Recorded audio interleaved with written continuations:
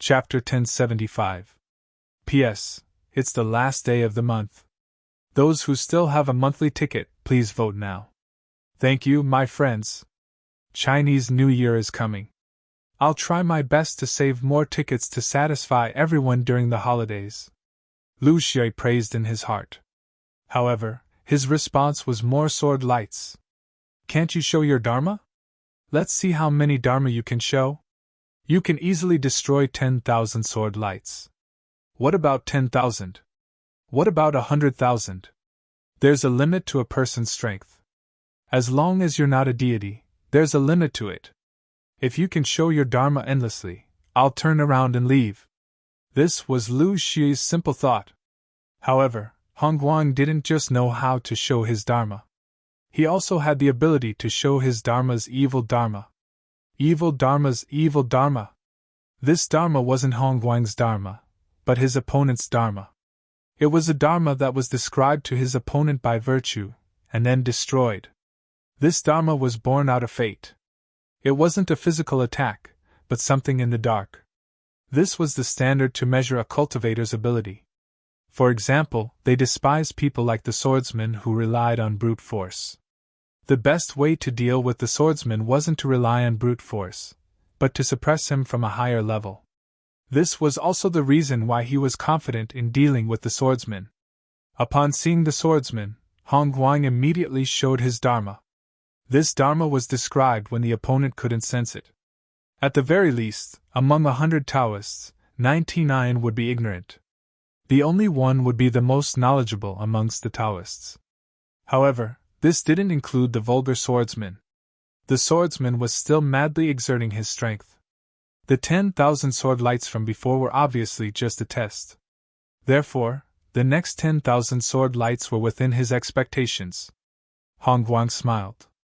As he showed his Dharma, the sword lights were destroyed one by one. Trying to find his bottom line? This was far from enough. He had been in the late stage of the Bodhisattva realm for 100 years.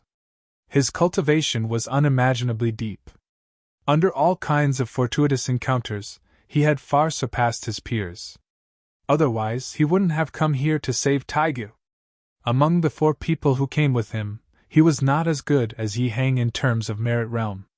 However, in terms of Buddhist cultivation, he dared to claim to be the leader of the 4. Even the oldest, Liao Ying, was not as good as him. This was a contest of pure strength. In terms of spiritual power, the swordsman was stronger than him, so he would be able to find out his bottom line very quickly.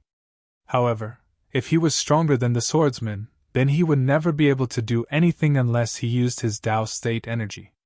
That was another realm altogether. However, the ease with which he was able to perform the technique was unable to offset his failure in describing his opponent's phase. He could use the power of merit to draw a sketch of the swordsman, and he could also create his Dharma form. But it just couldn't be spoiled. This was because the sword lunatic's phase was originally a bad one. He had cultivated the evil face for hundreds of years, but he had never seen such a strange thing before. Everyone had merit. It was just a matter of how much. What he did was to use a certain method to describe this person's Dharma form. Then, through his understanding of Buddhist principles, he would find the flaws and weaknesses and destroy them in one fell swoop. It was like molding a clay doll. Once it was done, he would smash it into pieces. This was the evil face's killing application. Of course, this was not called killing, but redeeming. However, even if this person's phase was created, it would never take shape. If it was not formed, how could it be destroyed? Was the material wrong? Was the method wrong? Or did this person not have any merit at all? It was as if he was molding an air doll whose shape was constantly changing? An air doll?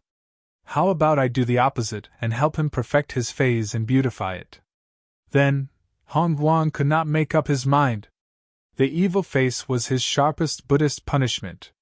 It was not that he did not know other Buddhist techniques, such as the Vajra's glare or the Vajra's flying Vajra. However, it was a pity that these techniques were useless against the swordsman's flying sword. In terms of mystical attacks, he was miles ahead of the swordsman. In terms of physical attacks, the swordsman was miles ahead of him. Before he could make up his mind, the number of sword rays on the flying sword had increased to more than 100,000. He had no choice but to focus and not be careless in the slightest. Although they had not fought for long, as an experienced Buddhist protector, he had already sensed that something was amiss in this short period of time. This intuition had helped him avoid danger countless times, and helped him make the sharpest response in a battle of life and death. He could no longer treat the swordsman as an ordinary opponent who only knew how to use brute force. There was something strange about this person. He had to start from the harmony of the 6 phases. The harmony of the 6 phases involved the contradiction between the parts and the whole, identity and difference, creation and destruction. Success was bad, and vice was good.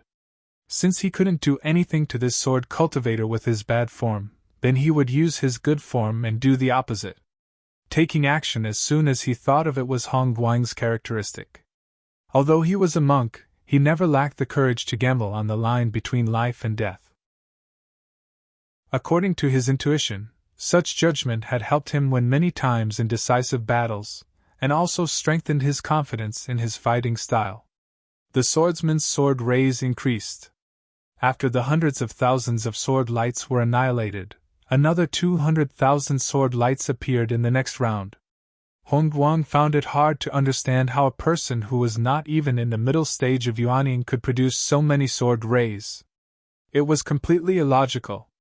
In his impression, a swordsman in the early stage of yuaning could only produce around 10,000 sword rays. A middle stage swordsman would only produce around 30 to 50,000 sword rays. However, this understanding was completely useless in front of this swordsman.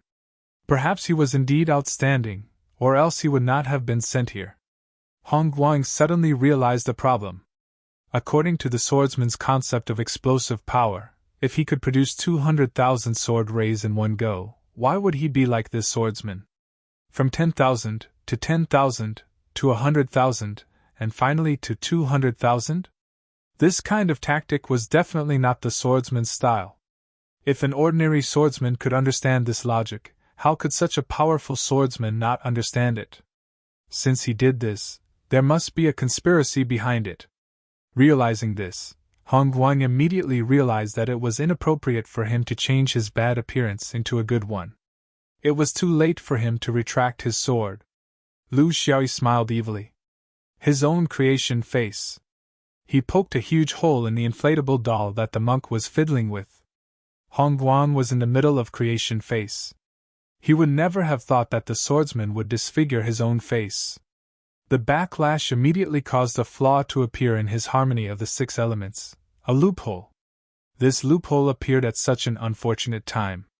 Of course, it could also be a deliberate arrangement by the swordsman. Just as Hong Guang was exerting all his strength to produce 200,000 sword rays, this loophole caused a series of consequences. In the end, the creation face could not completely destroy the flying swords, and missed out on a portion of them. At the last moment of his life, Hong Guang finally understood why he had lost. He had lost to a swordsman who was proficient in karma. This was a 1 in a million chance, and he was helpless. How could a vulgar swordsman be so proficient in karma? Hong Guang's consciousness was dissipating. He no longer had anything to do with the new era. Even if he reincarnated, would it be too late? Chapter 1076. P.S. It's the start of a new month. Please guarantee the monthly votes. Eruption? Wait a few days for the new year, then I'll let everyone see all they want. Lu Xiaoyi leaped forward, ignoring the monk's Tao dissipation, and arrived at the GI. It was a single eye filled with spirituality. It was a cat's eye. It had no physical body, but was a bundle of intertwined Tao realms. There was no black eye.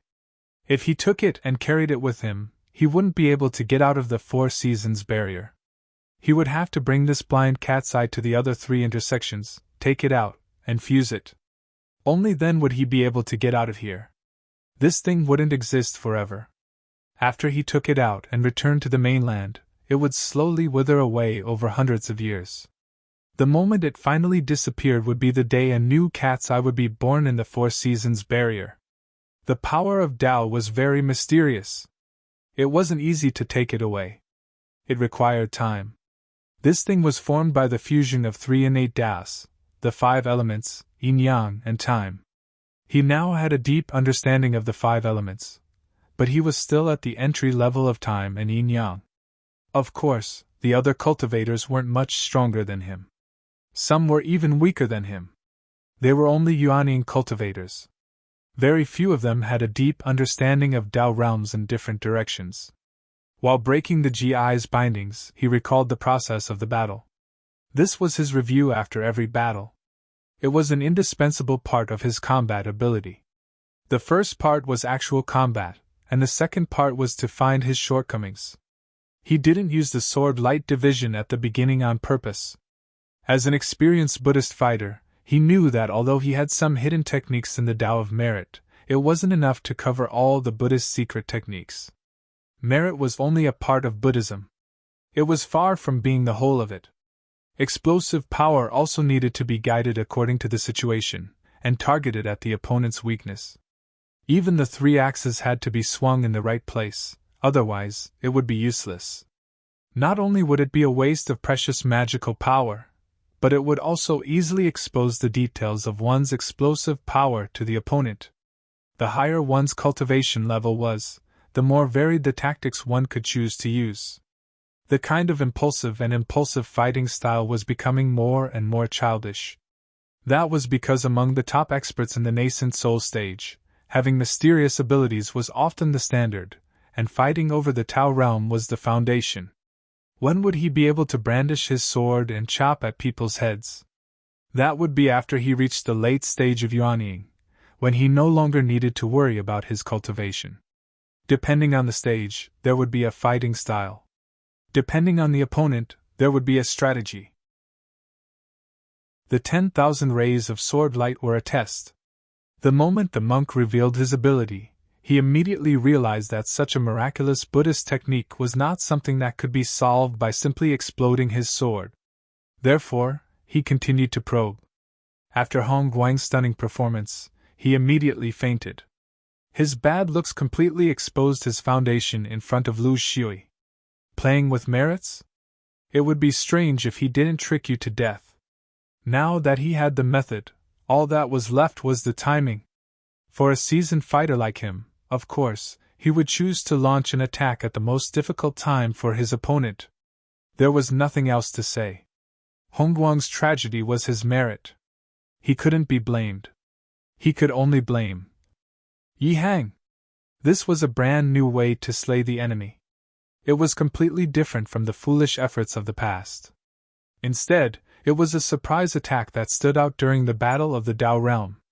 It was settled in a casual manner, without a trace of anger. This was the characteristic of a high-level battle between real cultivators, right? It was not like a street gangster where the two of them fought until their faces were covered in blood. He was also exploring how to perfectly integrate swordsmanship and the Tao realm. This was a huge topic that might take him a lifetime to explore. However, Lu Xiaoyi's advantage was that he had a basic understanding of most of the innate Taos.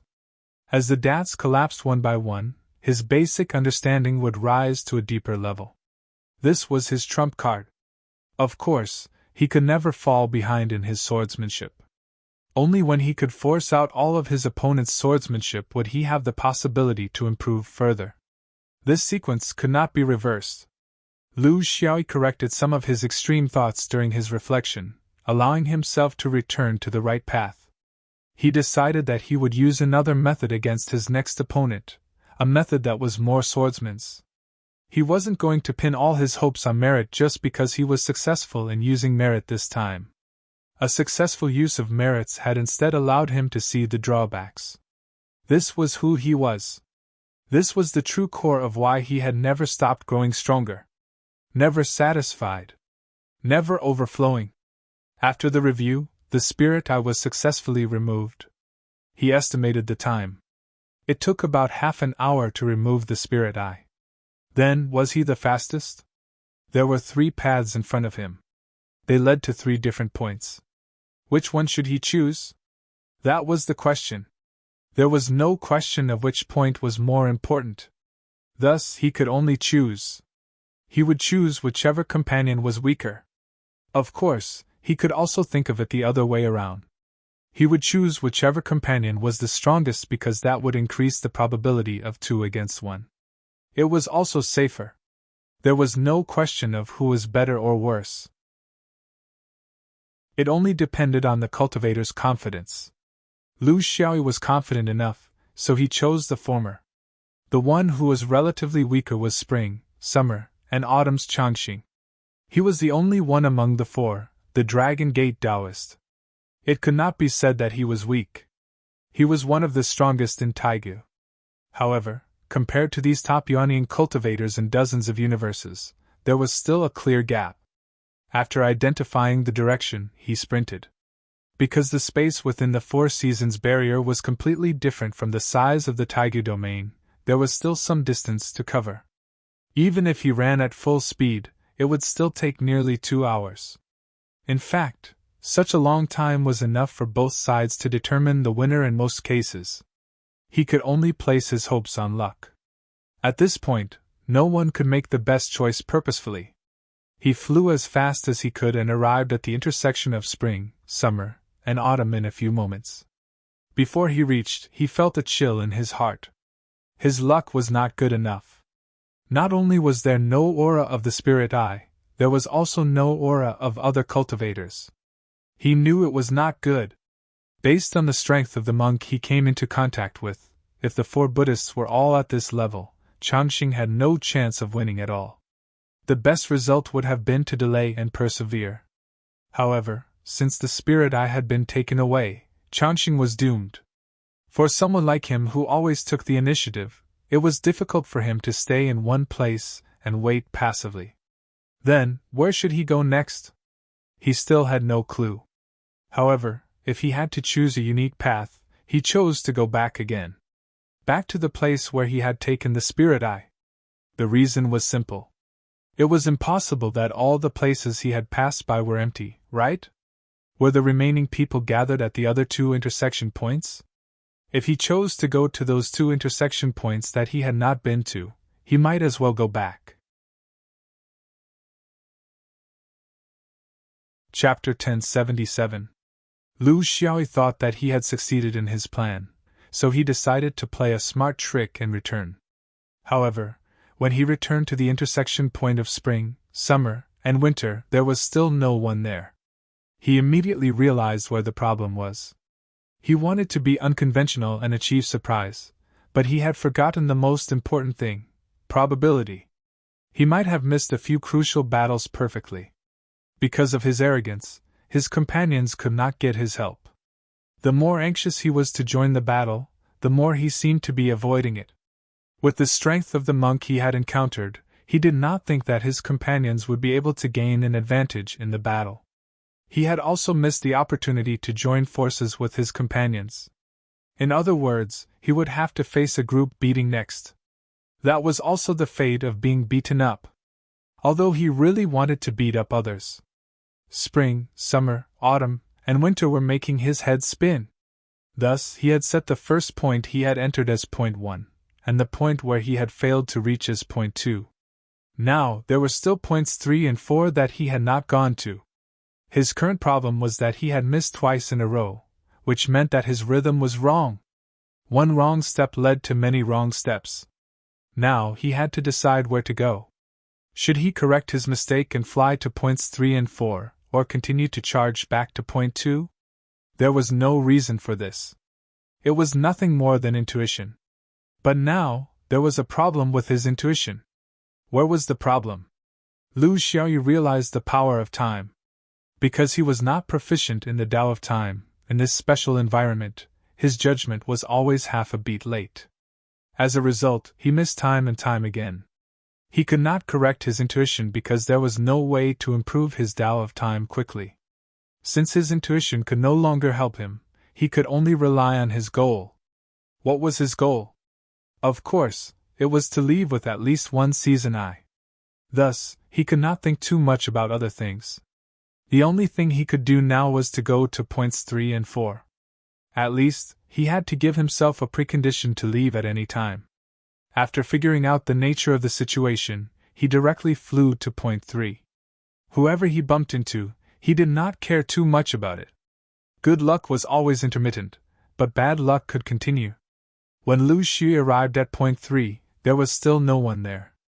It was as if everyone was trying their best to avoid him. However, even though there was nothing, he could still smell a trace of aura from the nothingness. It was the remnant aura of an intense battle. He laughed coldly and couldn't be bothered to deduce anything from the remnant aura. He directly rushed to the 4th location. If there was still no one there, then it was the will of the heavenly Tao. He would directly pass through the wall and leave. He, Lu Xiaoyi, did not have any obsessive-compulsive disorder. He did not want to kill him to his heart's content and obtain a complete victory. Since he could achieve his goal with just a seasoned eye, why should he take the risk and force himself? The 3 figures made a brief judgment. 2 monks quickly pounced towards the 4th spot while the last monk headed straight for the 3rd spot. His monk robes fluttered as his Buddhist aura rippled. They had just completed a beautiful team battle at the 2nd point. 3 against 2, one Taoist died and the other escaped. It could be said that they had won a complete victory because the Taoist who escaped had nowhere to run. He could only choose to escape from the barrier and lose the chance to fight again. The situation was already very clear. Based on the results of the 3 of them, killing 2 Taoists and forcing the last one to leave was basically the end of the game. The problem now was how to deal with the 4th Taoist. Of course, as astute as they would not wishfully believe that the last Taoist had been killed by Hong Guang. On the contrary, they were very sure that Hong Guang had been eliminated and his fate was unknown. This was because he had not arrived at the rendezvous point. They had already gone to the 1st spot, but found that it was empty. They did not meet the Taoist who had succeeded only because they had brushed past each other by a freak combination of factors. The difference in time prevented them from meeting each other. However, this was a good thing for the monks. They did not manage to kill the Taoist who had succeeded, but they managed to kill the other 2. Although the 3 of them were more or less injured, a victory was still a victory. At the very least, they were now 2.5 people. With their strength, it was more than enough to deal with one Taoist. The problem was, which spot should they attack to make the best choice? They had not met this cunning fellow all this time, which meant that this fellow had very likely passed by at least 2 or even 3 spots. He was only 1 step away from leaving this place. The judgment was very simple. This path entered from the 1st spot, so there was no need to guard that spot. They had set up an ambush at the 2nd spot, so the Taoist could only have gone to the 3rd or 4th spot. Among them, the 4th spot was the most likely. In order to prevent any accidents, they divided their forces. Liao Yin and Huayuan monk rushed to the 4th spot, while Yiheng went to the 3rd spot alone. They had agreed that if one of them missed the other spot, they would immediately help each other.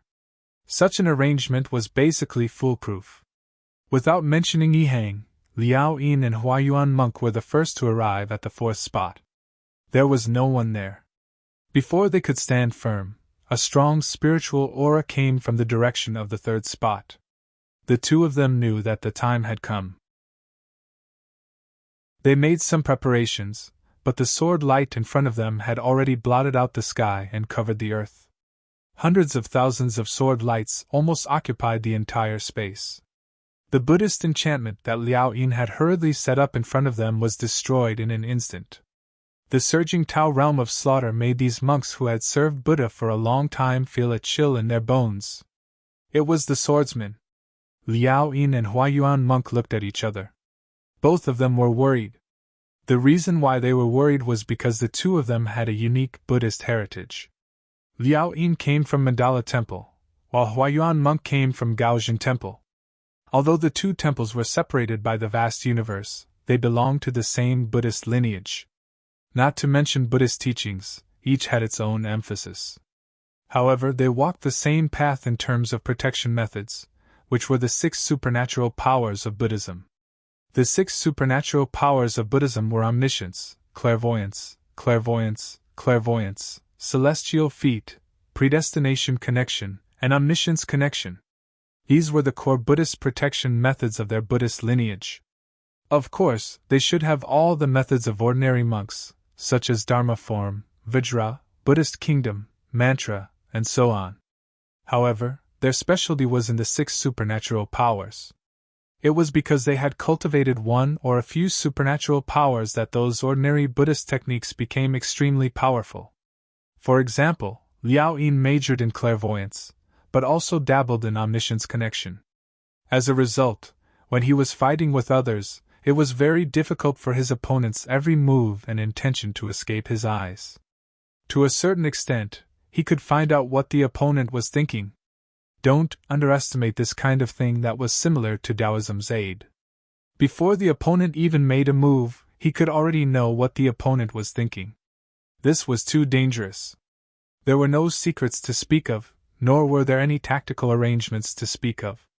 Coupled with clairvoyance, even if the opponent couldn't guess the opponent's purpose, as long as the opponent made a move, the opponent's intention would be immediately exposed. To be able to do this in a battle, one could basically be in an invincible position. Whether to attack or stay, to charge or to retreat, the insight was always in the first place. It was especially useful for Dharma cultivators who had a slow battle rhythm. During the encirclement and suppression of the Taoist just now, it was precisely because of his coordination that they could achieve the final glorious result without paying a huge price. Chapter 1078. On the other hand, Huayuan monk was proficient in another supernatural power, Buddha's celerity. Buddha's celerity was also known as divine state or re-mastery. With re-mastery, one could do anything as he wished. For example, he could drill through the sky, move mountains and seas, turn beings into soldiers, summon the wind and rain, and ride on the clouds. Most importantly, he could use his clones to travel around unpredictably. Simply put, a monk who was proficient in Buddha's celerity was the swordsman among monks. They were proficient in the art of traveling freely. Compared to a swordsman, the only thing they lacked was a sword. Instead, they used various Buddhist techniques to replace it. They might lose the refinement of the sword, but they had the breadth of the Buddhist Dharma.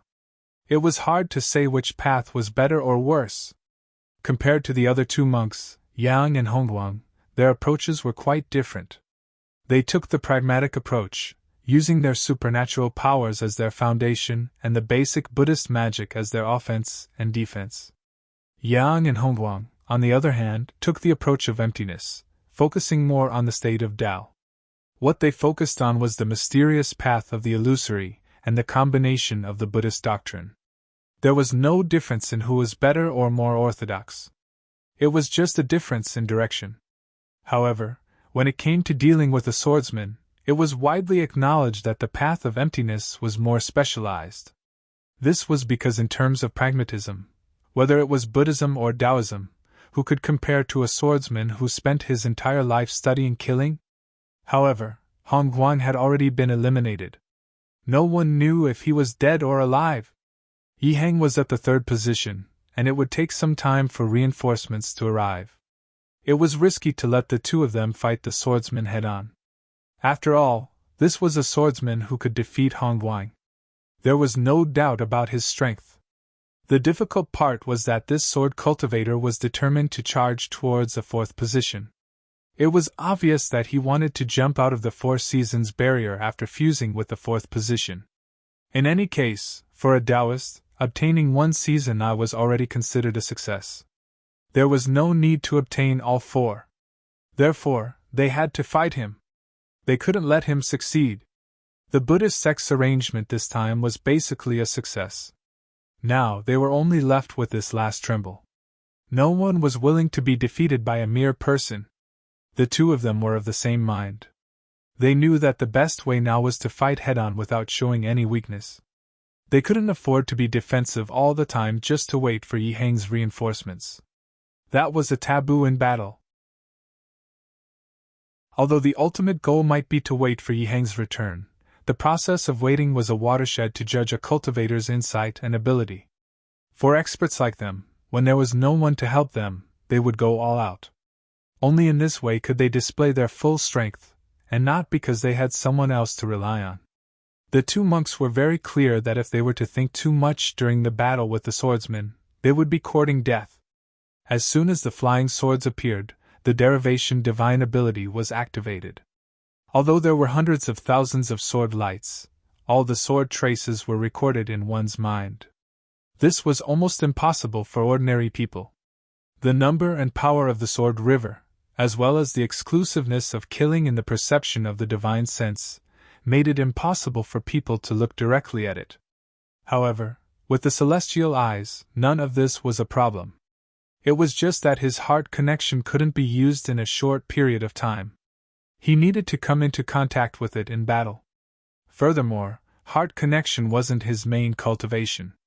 Not only was this divine ability difficult, it was also selective. It was useless against cultivators whose realm was higher than his. This was also the reason why he mainly cultivated the celestial eyes and supplemented it with heart connection. There were too many restrictions.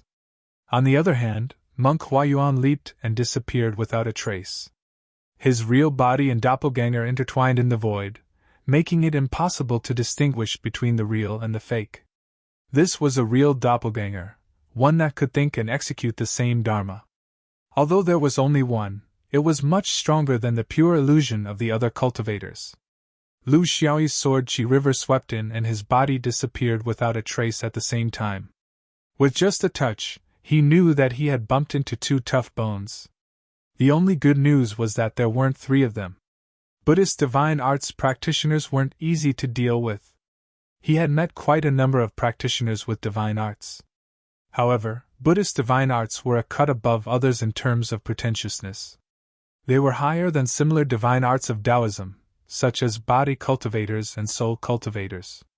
Because they were few in number, they were extremely precious. Why did one ask for divine arts? The root of the problem was greed. Cultivating based on one's heart was extremely harmful. There wasn't anyone in the world who didn't want to ask for divine arts, but they didn't know the nature of divine arts. Thus, they cultivated blindly, causing harm to themselves and others. The divine arts of humans were related to one's nature. For example, there was fire in a lamp, and fire had light. If the fire didn't emit light, it wasn't without light. The problem was that there was no obstruction, and it was covered by the 7 emotions and 6 desires. People didn't understand divine arts, so they used transformations as divine arts, which was a huge mistake. Transformations were illusions, and they were similar to techniques. They couldn't be used without a basis, but divine arts were different. There were 5 sources of connection and the level of power. The first was demonic connection, the second was reporting connection, and the third was relying on connection. These 3 were called connection in fake name, but in reality, they weren't. Thus, they didn't know the truth, and they were bound to change. The 4 divine arts, the first was heavenly eyes, the second was heavenly ears, the third was other heart, the fourth was predestination, and the fifth was divine feet. Although they were called divine arts, there was a truth. There was only one kind of connection, and it was also the highest realm of connection. It was to connect all the leaks, and not to connect all the leaks. This wasn't something that Bodhisattva or Buddha could set foot in. Only Bodhi could explore it. Judging from the attacking methods of the 2 monks, they belonged to the orthodox methods of Buddhism, and there was nothing special about them. However, under the contrast of the marvelous divine abilities, their ordinary and mediocre attacks were able to bring out the unique effects of the ordinary, decaying, and miraculous. At first contact, Lu Xiao immediately felt that they were different. To him, there was another factor that he had to consider. Would there be a third monk coming to his aid? If there was, then there was a high probability that he only had a few minutes, which was the flying time from one intersection point to another in the 4 seasons barrier. Fighting against these 2 monks, merit was useless. Because they didn't cultivate merit. This, on the contrary, aroused Lu Xiaoyi's competitive spirit. As long as there weren't any weird things from Buddhism, who would his flying sword be afraid of? It wasn't all bad news. Because they had to prevent Lu Xiui from getting too close to the fourth point where the season eye was formed, the two monks didn't dare to stray too far from this place. To a cultivator, a point in space was a matter of teleportation. Because of this, the two monks divided the work. Liu stood firmly in this position, not straying too far from the left and right.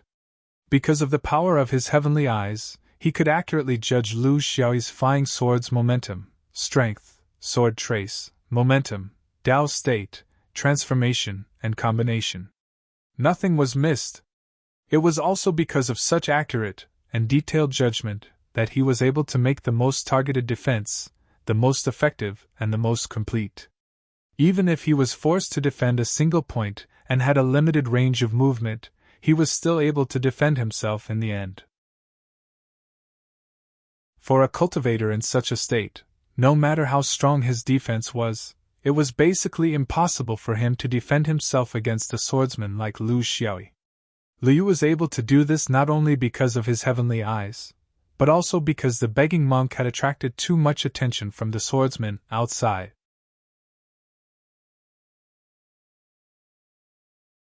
Chapter 1079. Attacking one of them was the best way to deal with a two-man siege. The question was which one to attack? The advantage of placing the breakthrough point on Liang was that he wouldn't dare to move around. He could only bear the brunt of the attack. The advantage of attacking the monk was that he could prevent Liang from helping him. The reason was still the same. Liang couldn't leave so easily in order to prevent him from occupying the position of season eye. Comparatively speaking, he was more inclined to break through Liang's defense. The other monk was too strange. He couldn't differentiate between his real body and his doppelganger. Even if he used the karma realm, he couldn't do it because this monk didn't practice karma. With two targets, his attack power would be divided. He couldn't attack in one go. To attack Liang, he had to create the illusion that he was attacking the monk. It required a certain amount of preparation and a reasonable attacking position. In order to deceive the two experienced veterans, he had to make a lot of things seem real. He wasn't worried that Liang's defense was impenetrable. Compared to Hongguang, Liang's defense was just a basic Buddhist technique. His foundation was solid, but he lacked Hongguang's casualness. Liao Yin could indeed see through his tactical arrangements and combinations, but so what? Seeing through and blocking were two different things. When the flying sword's attack power completely exceeded his ability, he wouldn't be able to block it even if he could see through it. Lu Xiao's sword or a river flowed freely as he flew around. His attacks began to focus on Liang, while his figure began to chase after the monk's real body and doppelganger. He needed a window of time, even if it was 2 or 3 breaths. Liu was having a hard time defending because the pressure was increasing on his body. This was easy to understand. He couldn't move easily. This was also their only weakness. The swordsman's sword was heavy, heavier than expected. It wasn't just the fact that he had more sword aura than a swordsman of the same level. The sword aura was many times more than a normal swordsman, and the strength of a single sword was many times stronger. His Tao realm energy could circulate freely, and the combination of sword techniques was easy to grasp. When all these were gathered together, he didn't need any tricks to crush his defense. He finally understood why Hongguang had failed. If he were to face this swordsman alone, he would still lose. This was no longer a problem that could be solved by the so-called divine ability or secret technique, but an all-around suppression. A guy who had just reached the middle stage of Yuanying was crushing them. The swordsman's offensive prowess was well-deserved. He wondered where this guy had popped out from. There was no such powerful sword vein orthodoxy in the dozens of nearby universes. Senior brother Liaoyin, Sword Lunatic has the intention to attack you. Because you can't move away. I will try my best to hold him back from the outside, but you have to be careful. I think he still has some strength left. Huayuan monk reminded. Liao Ying agreed with his judgment. Don't worry, I can still hold on. There was a way to deal with a temporary outburst. But you also have to be careful. This lunatic might also attack you. The pressure he is exerting on me is just a cover. There's a benefit to attacking you. I might not be able to help you due to the distance. Both of them were very cautious. In the face of a great enemy, even the slightest bit of carelessness could lead to disastrous results. Their divine ability was indeed powerful, but the direction of their divine ability was in support. Against a spell cultivator, their divine ability was very targeted. But against this sword lunatic in front of them, who appeared and disappeared unpredictably, with a long river of sword aura that was both offensive and defensive. In front of such an opponent, their attacks were slightly mediocre and lacked uniqueness. There were countless branches of Buddhism, and they focused on countless things. If one chose to use supernatural powers, they would lose a lot. For example, the sturdy Buddhist kingdom and the application of Buddhism's Tao realm meant that there were gains and losses. It was also something that cultivators could not avoid. It was the same for Taoism, and the sword range agreed. In order to restrain him, they still needed Yi Hang's arrival. In Li Yin's perception, a large portion of the sword lunatic's hundreds of thousands of sword aura had been transferred to his body. This caused him to almost completely give up on counterattacking. At that moment, the Dharma form's 1,000 hands danced wildly, and countless Buddhist weapons circled around. The Buddhist chants from his mouth were majestic, and his golden body became increasingly sturdy. Just as he was in a tight spot, Begging Monk had no choice but to increase his efforts to restrain the sword lunatic, even at the risk of danger. Begging Monk's two bodies revolved around each other, one real and the other separated. During normal attacks, one in the light and one in the dark, one in the front and one in the back, one real and one fake. This was also the safest way to battle. If one body was in danger of being killed, he could use the other body to pull it back with ease. But now, in order to reduce the pressure on Li Yin, he had no choice but to attack with both bodies. In a flash, the sword lunatic's sword aura expanded once again, and the sword aura split from hundreds of thousands to almost 200,000. When Begging Monk felt the changes in the sword aura, he immediately realized that Li Yin was in danger. He was afraid that Li Yin wouldn't be able to withstand such intense and crazy sword aura. Without hesitation, he merged his two bodies together and transformed into a two-headed Buddha. Holding a stake, his body became infinitely large, and his Buddhist energy boiled for a short period of time. His four long arms formed a strange Buddhist mudra, and locked onto the swordsman. At this moment, the sword aura that filled the sky suddenly changed directions on the way to Li Yin, giving up on Li Yin and clashing with the two-headed Buddha. Begging Monk had never faced the swordsman head-on before. This time, when he merged his two bodies, he immediately suffered a painful blow from his opponent. He immediately understood that the swordsman's real target was him. Merging his two bodies would temporarily increase his strength by a large margin, but at the same time, he would lose the ability to clone himself, and he would lose the state of his divine limbs. This kind of clash was the last thing he wanted, because his specialty wasn't to clash head-on with his opponent. Otherwise, what was the point of cultivating divine limbs? He knew that this wasn't a good idea. Even if he merged his two bodies, without Li Yin's Heaven's Eye, it would be difficult for him to gain an advantage in a head-on clash like this. If he were to lose, he wouldn't even have a way out. At this moment, Li Yin's divine sense transmitted to him, "Come to my side. His final target is me." At the last moment, Li Yin finally understood the swordsman's true intention through his telepathy eye. He wanted to force Begging Monk to switch from his two-headed Buddha state to his two-body state. He wanted to make use of these 2 or 3 breaths of time to launch a decisive attack on him. The next change happened at the same time. Begging Monk's two heads shook, and with the help of the splitting and reuniting forces, both his real body and his clone appeared beside Li Yin at the same time. He was extremely impressed by his senior's telepathy eye, and without any hesitation, he chose to listen to Li Yin's judgment. At the same time, the river of flying swords once again changed directions, and the direction of the sword aura was directed at Li Yin, who was guarding the Heaven's Eye. Li Yin's judgment was very accurate.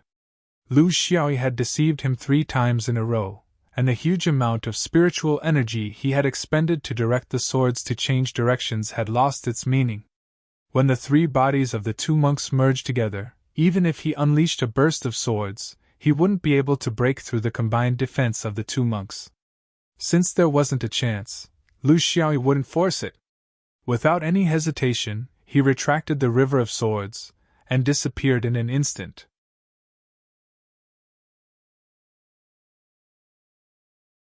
Chapter 1080. The two monks couldn't understand. What was going on? Did he run away?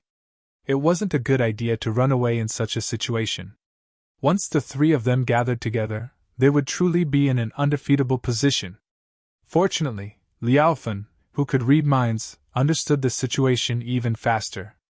Not good.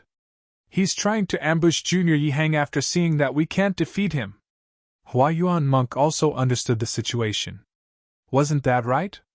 The lunatic swordsman was heading straight for the third position. His goal was self-evident. The two of them were quick-witted individuals. They instantly understood the pros and cons of this situation. If the two of them didn't move, Yihang would undoubtedly have to face the ferocious swordsman alone. Although Yihang's swastika was impressive, the two of them had just experienced the swordsman's attack power. If they really fought, it wouldn't bode well for them. If the two of them chased after him, it would also be a huge problem. This was because if the swordsman suddenly turned around while running, with his ability to control the sword, the two of them would not be able to stop him. In other words, the swordsman might be able to return to the fourth point before them and complete the fusion of the 4 points of intersection there.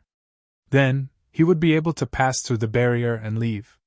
The Taoists would also achieve their goal. This time, Huayuan monk voiced his opinion.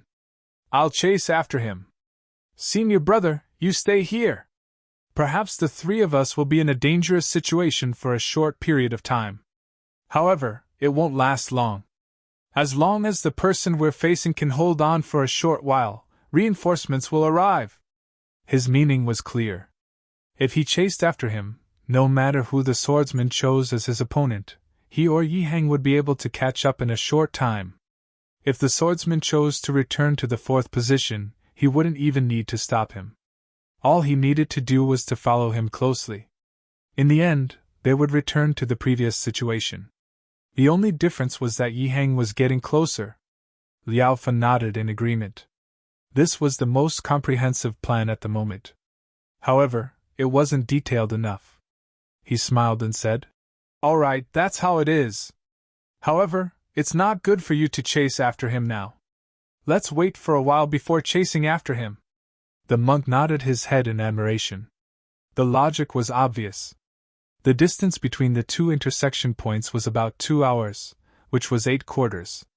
When they set off at the same time, the time they took to arrive at the fourth point should be the same as the time Yihang took to arrive at the third point. After all, their speeds were about the same. Although the battle between the two of them at point 4 was intense, it was only a quarter of an hour.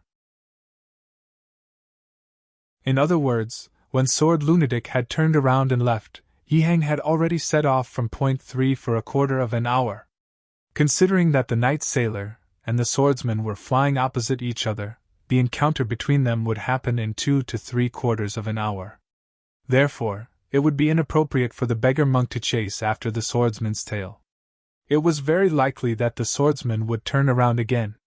The biggest advantage of waiting for half an hour before giving chase was that it would reduce the amount of time he had to face the swordsman alone. As long as he could hold on for even a moment, there would definitely be reinforcements. This was an extremely cunning opponent. Once he realized something was amiss, he would immediately think of another plan. They had to treat this seriously. When the three of them truly surrounded him, it would be much easier to fight. Lu Xiaoyi leaped out, lamenting in his heart.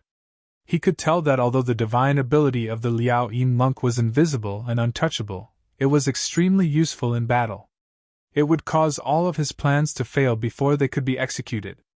Facing such an opponent alone was not a problem. He could just rely on his own strength to crush the opponent. However, if he had reinforcements, their cooperation would be flawless. He could not think of a way to break through at the moment. He could only open up another battlefield, even if it meant that he would have to face 3 opponents at the same time even faster. Whether to face the monk flying from the third point, or the monk chasing after him from behind, there was no set rule. It all depended on the situation. If the monk chasing after him was too fast, he would turn around and deal with the monk first. If the monk chasing after him was too slow, then he would have to deal with the reinforcements coming from the third point. He was very sure that it was impossible for the two monks to chase after him at the same time. It was even more impossible for them not to chase after him. It could only be one chasing and the other defending. The key was the rhythm of the chase. After flying out of the perception of each other's divine senses, he immediately stopped and remained silent for hundreds of breaths. There was no aura of pursuers behind him. He sighed. These two monks were really cunning. Were they forcing him to seek help from a complete stranger? And he was sure that in 1 or 2 minutes, the pursuers behind him would set off. Then, should he kill? Or kill the familiar? If he turned around and killed the familiar, he might be able to gain more time. The problem was that the monk could retreat to the fourth point at any time. In the end, it would be a chase. Everything would return to how it was at the beginning of the battle. With the monk with the all-seeing connection, he was not confident. The one chasing after him must be a begging monk who had a special skill in vertical movement. This was inevitable. He knew very well that the Buddha's limbs, who was good at moving at high speed, would cause great trouble for his hunting because he himself was like this. To kill the monk, he needed time. He needed distance. The current distance was not enough. He had made up his mind and no longer worried about his gains and losses. He decided to kill. At the very least, he would not be faster than the monk, right? He might only have about 15 minutes, but definitely not more than 2 minutes. The monks were very smart and experienced. Rushing forward at full speed, he actually did not feel much pressure. He did not care much about the outcome of the battle because it was not necessarily a good thing for the Taoists to win this round. It meant that the mortals of the Taiga Temple would have to continue enduring the separation of the 4 seasons. Of course, the mortals had already gotten used to it. There was no standard answer to this kind of thing. Success could be a bad thing, failure could be a good thing. He did not think about this. He only thought about the battle of wits and courage. This was what a swordsman should think about.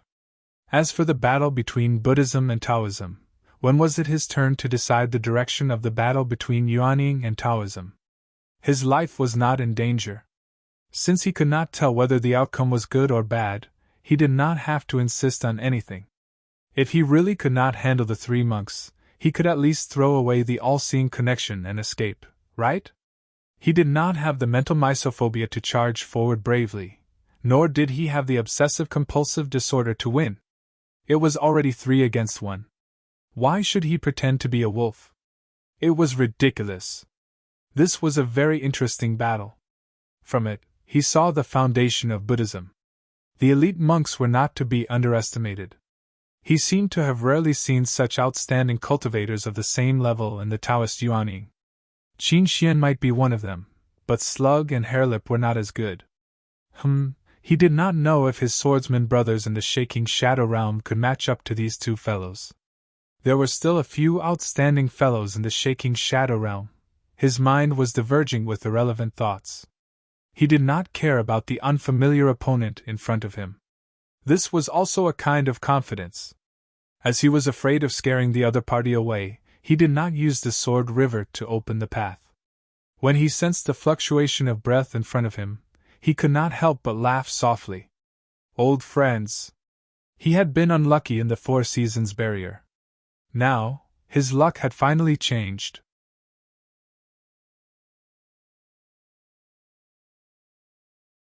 Chapter 1081. By the time Bodhisattva Yang realized who his opponent was, he had already lost the distance to dodge. He had never thought that he would meet such an old foe in this place. A sworn enemy. If it was this guy, Bodhisattva Hongguang's death would not be in vain. Just like how the Dharma monks belong to the school of supernatural powers, Bodhisattva Yang and Hongguang belong to the school of merit. The swordsman's familiarity with merit was no less than his after the battle with him on Scylla's desolate planet. Just like how a swordsman's flying sword was under his opponent's control, how was he supposed to fight? All of his strength was in the swastika, all of it was in his merit. If that was all, it would be fine. At most, they could compete with each other in the realm of merit. However, his own merit was crippled. There was a hidden loophole that outsiders did not know about, half hypocrisy. In other words, as a senior Buddhist believer, his understanding of merit was not as deep as a swordsman's. Unimaginable. He also wanted to change it, but this thing was not like a belt that could be changed at will. This was something he had learned from his previous life when he was in the half-immortal realm. Theoretically, if he wanted to completely erase it and change the foundation of merit, he would have to reach the half-immortal realm to do so. There was no way to change it. What would he do in the thousands of years before reaching the half-immortal realm? If the swordsman leaked his secret, would he not be able to meet anyone? He had been hiding everywhere. Ever since the battle with Silu, he had never been close to the upper realm of Zhou. He had even hidden in a remote realm like Taigu. He did not expect to meet his nemesis. Without the power of the swastika, how long could he resist with ordinary Buddhist techniques? He could only try his best to escape and hope that his two companions would be able to intercept him. He made a judgment in an instant. He had no intention of fighting for his life. In the end, cultivation depended on the individual.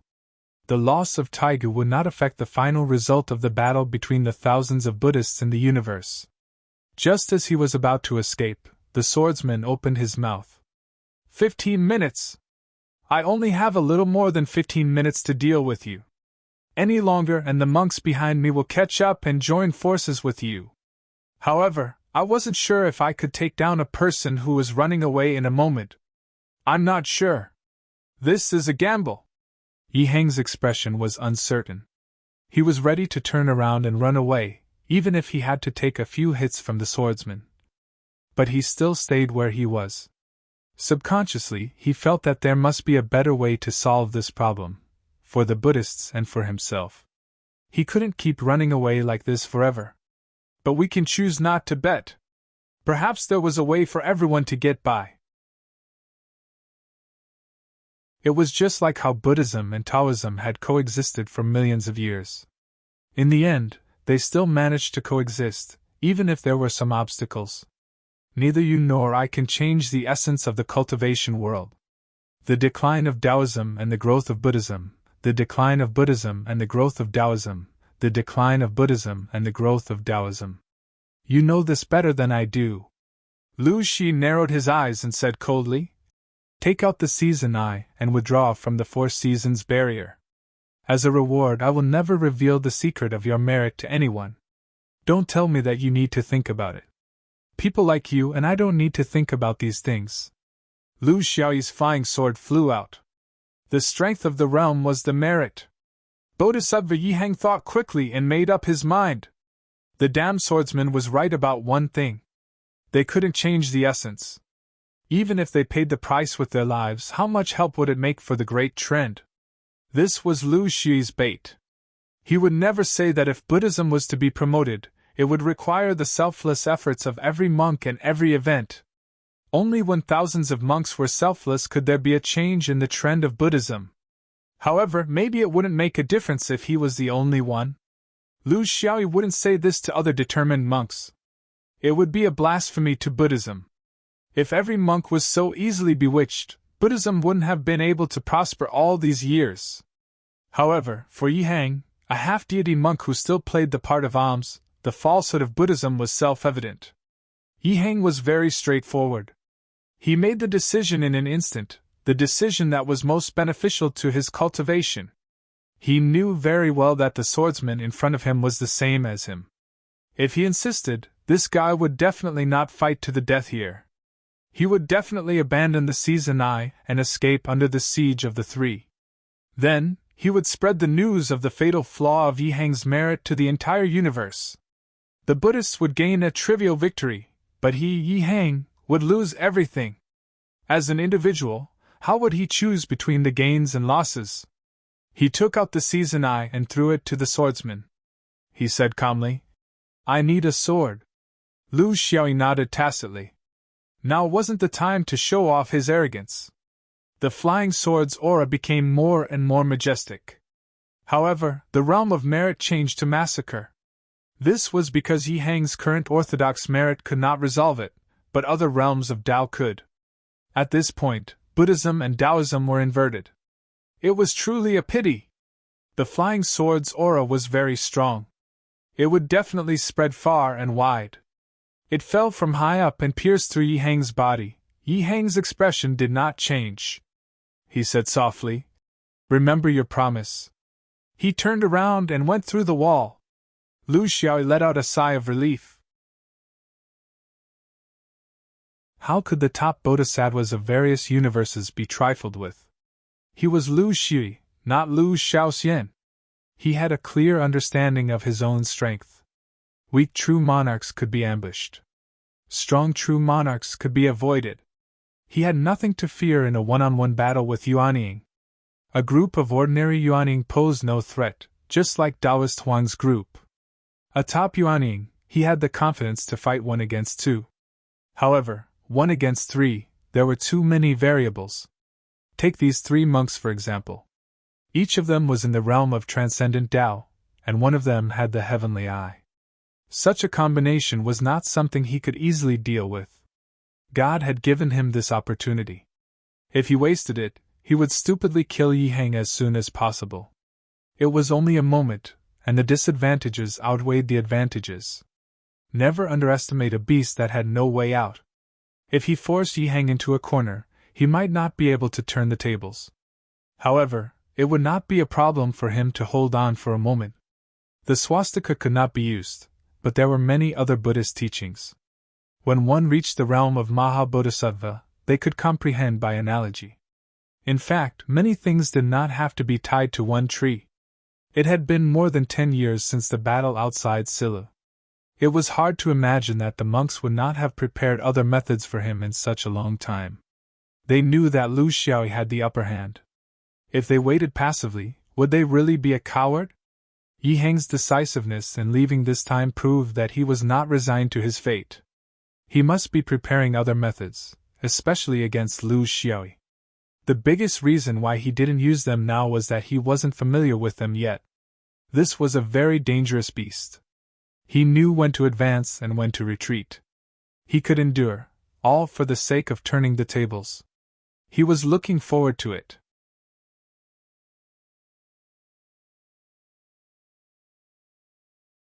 Chapter 1082. Although Yi Hang had left, he continued to move forward, albeit at a slower speed. Moreover, he had created a huge commotion by fighting with his left and right. He was a swordsman and had good karma. His fighting style was decent. Unless they saw it with their own eyes, who would know that it was a one-man show? His goal was to go further and leave no time for his pursuers to return. When there was no chance, he would not deliberately show off. However, when the opportunity presented itself, he would not let it go. Outside the Four Seasons barrier, a group of perfected monarchs from the Dragon Gate sect unconsciously gathered. Their faces were filled with worry. The situation was not good. Although they had considered that the Buddhists were well prepared and had asked for help before the battle, the Taoists' help had been prepared in a hurry. Therefore, their help was lacking in quality. The worst thing was that they had insisted on sending a cultivator from the Dragon Gate for the sake of their reputation. With this opening, the situation could not be salvaged. Not long after the battle began, the Soul Hall sent the bad news that the Thousand Elements soul lamp had been extinguished. There were only 4 people in total. The death of one person had a huge impact on the overall situation because it meant that the Buddhists would soon be outnumbered. It was useless to regret sending the weaker Dragon Gate Taoists for the sake of reputation. The situation was already heading towards collapse and could not be salvaged. Then came the good news. Some of the monks had also been killed. It was just that they did not know who did it. The situation seemed to have returned to balance. However, not long after, the deaths of Duo and Xiao Shaozi caused the Taoists to lose all hope. According to Master Xiao Xiao, the 2 of them were defeated by the combined forces of the other 3. Obviously, the monks gathered faster than the Taoists and were more united. 1 against 3, there was no suspense. There was only a small possibility that the last swordsman could bring out a season eye. This was because they had already heard from Xiao Xiaozi that the two of them did not achieve any results. Qian Xing had also died early.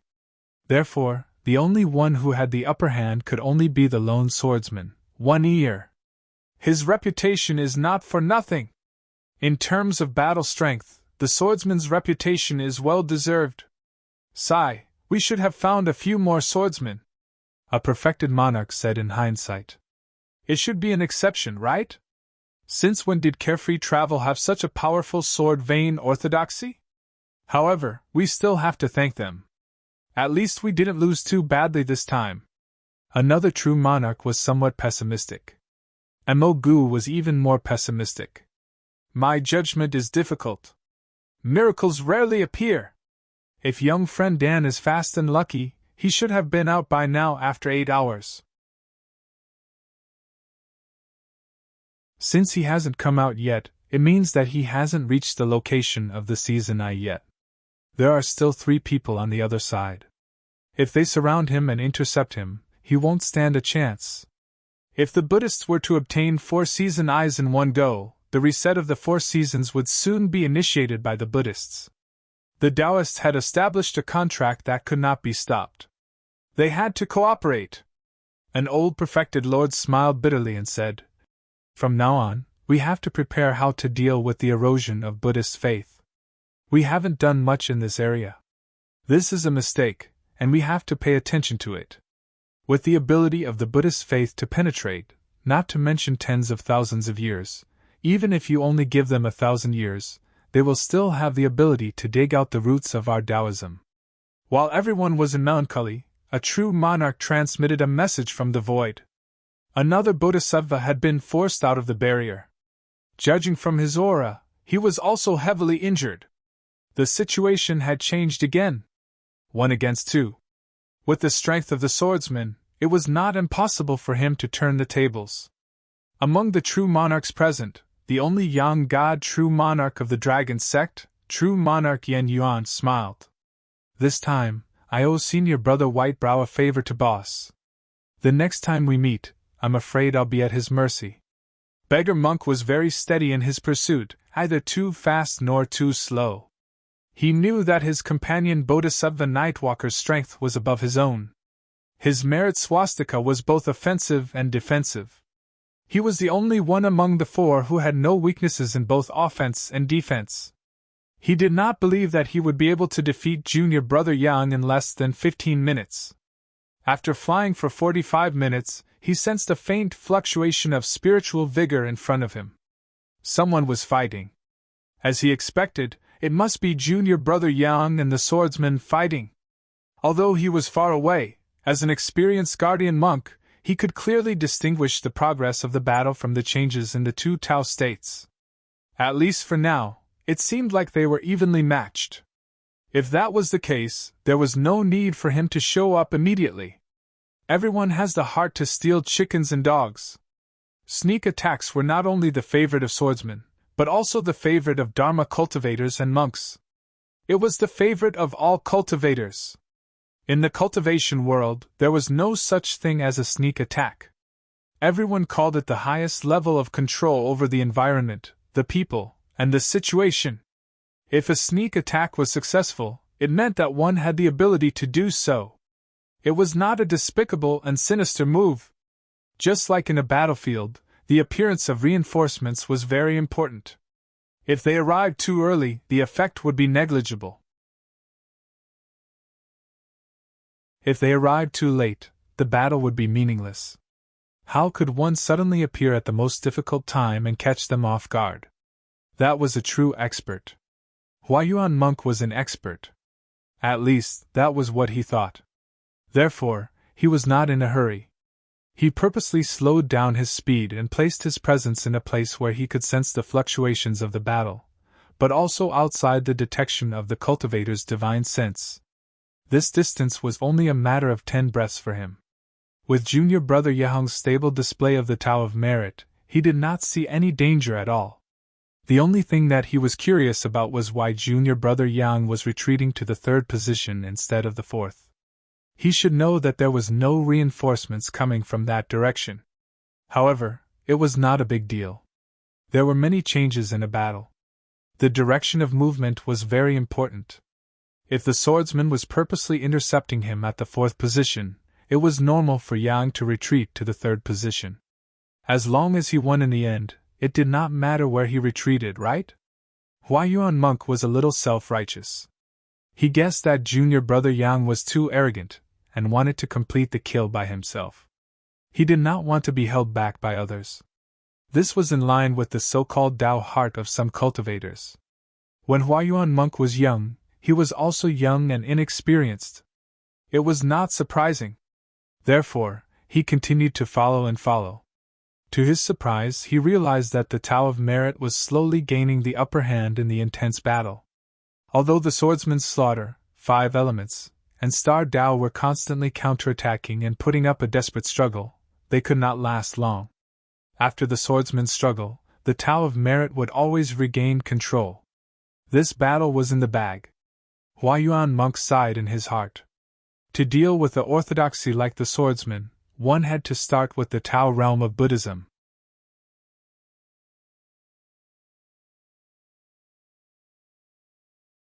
Chapter 1083. Begging Monk's mentality relaxed. He began to hesitate. Should he go over or not? If he went over, would junior brother Yihang think that he was here to take advantage of the situation?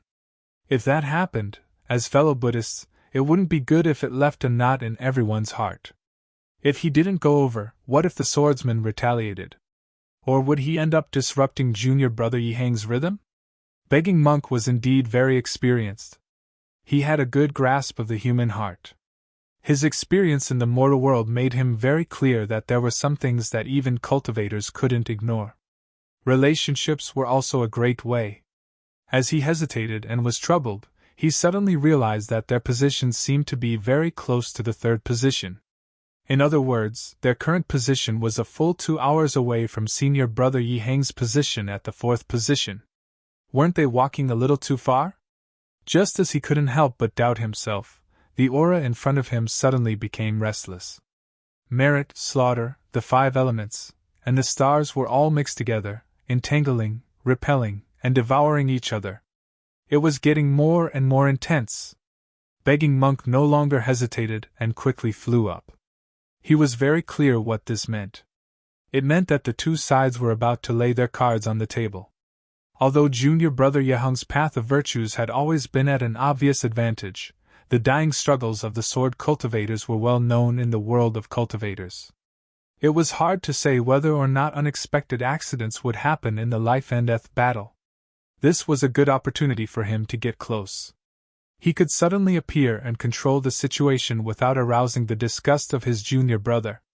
As he rushed up, before he could even see the two people in the battle, a long river of sword light was already hanging upside down. More than 200,000 sword lights filled the space around him. The pressure was so great that he couldn't breathe for a moment. He wanted to use divine arts and create clones, but the torrential rain of flying swords made all his efforts futile. Creating clones also required time.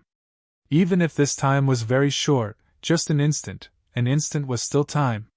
He was very clear in his heart that even a split second was impossible under such dense flying swords. If he dared to use his clone, his real body and clone would be torn apart by the flying swords in the short time it took to cast the technique. He only had one thought now, and that was to use all his strength to block the flying sword's explosive attacks. He hoped that the swordsman's explosive attacks had a time limit, and couldn't be sustained. Yes, he no longer placed his hopes on junior brother Yihang. This was a trap. When he saw more than 200,000 sword chi surging towards him, he immediately understood that this was a show directed by the crafty swordsman himself. There was only one spectator, and that was him, Monk Huayuan. How did the swordsman manage to create the virtuous Tao realm so vividly that even a Buddhist like him was fooled? This question was no longer important. The most important thing was how to avoid this calamity. His current position was extremely awkward. He was at the third location, and he was still 2 hours away from the fourth location.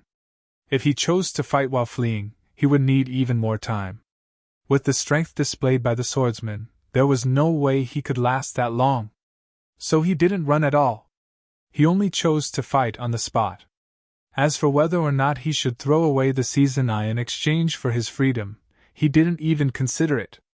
Among the Buddhists, there were selfish people like Yi Hang, and there were also monks who were willing to contribute to the great cause of the Buddhists. He had still overestimated himself. His defense wasn't as strong as he thought, and the swordsman's explosive attacks lasted longer than he expected. Furthermore, the number of sword chi was still increasing. His Tao realm was also increasing. More than 200,000 sword chi contained different Tao realm powers, and this made it extremely difficult for him to defend himself. This was because he couldn't find the most suitable method to deal with it. He didn't have Heaven's Eye. Even if senior brother Huayuan had Heaven's Eye, what could he do in such a situation? So what if he could see through it? He had to make a move. His body was soon covered in wounds. Even with the toughness of his Buddhist body, he couldn't endure such endless destruction for long. He didn't even have time to recover, and he didn't even have the chance to consume a pill. But he still persevered. This was a kind of conviction. Even if he had to die, he would die in battle. At the very last moment, he finally understood why so many orthodoxies were defeated by the swordsman. They were all attacking from afar. Even if he had an overwhelming advantage, the cunning swordsman didn't stop. His constantly changing body made it impossible for him to catch his target even if he wanted to. He still couldn't use his god's limbs. The sword chi was even denser. It was so dense that everything that came out would be instantly destroyed. He already had a clear understanding of his final destination. The only thing he couldn't understand was why junior brother Yi Hang, who was good at karma, was defeated so easily. He couldn't even hold on for a moment. He couldn't even use his divine ability, but he could still hold on for a moment. What happened? In the end, under the unyielding will of the Huayuan monk, the monk didn't receive any surprises. Yi Hang didn't appear. Huayuan didn't appear either. The sword chi was still surging, and he had already used up all his strength. It was a failed hunt. It wasn't a mistake in strategy, but a mistake in judgment. They thought they were hunting a wild wolf, but a fierce tiger came instead. If he knew this would happen, he wouldn't have separated the three of them even if he was beaten to death. Before he died, the Huayuan monk looked at him with disdain. "You're not a swordsman. You're an actor." Lu Xiaoyu reached out his hand and took the ownerless season eye floating in the air. He sighed in his heart. Although he respected the monk, it didn't affect his will to kill him. He got what he wanted. Sending the monk on his way was the greatest respect he could give him. This was the cultivation world. There was no right or wrong. His body slowly floated forward.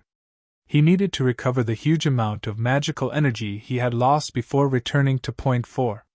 It was very difficult to defeat an opponent like this easily. Moreover, he had used up a lot of his magical energy in order to make it look real. This battle had verified his thoughts. Even if it was a divine ability, it was possible to be forced back and die without knowing why. No matter if it was a divine ability, a secret spell, a forbidden technique, a magical weapon, or a demonic beast, etc., there was a time limit to how long it could be used. As long as his sword was dense enough and heavy enough, he could suppress his opponent's attacks in all aspects. This was the meaning of using a flying sword to attack first. Snatch until death. The Huayuan monk was confused. He was still hesitating on what method to use when he saw the battlefield, but he didn't know that to a cultivator, it was most important to always be vigilant. Because his acting was realistic enough? The monk was full of disdain before he died. Lu Xiaoyu was also full of disdain. Looking down on a swordsman like him? Then what kind of swordsman would the monks like? They would definitely like the kind of hothead who would fight against 3 opponents, and still shout loudly. The unyielding swordsman's spirit. The unyielding attitude of fighting to the death. If all swordsmen were like that, the sword vein inheritance would have been broken long ago. Ever since the Huayuan monk and his heavenly eye senior brother joined hands, he didn't have the right to say such words. True magnanimity. The three monks each occupied a spot, waiting for others to challenge them. This was the true style of ancient cultivators. If that was the case, Lu Xiui might not be able to do it.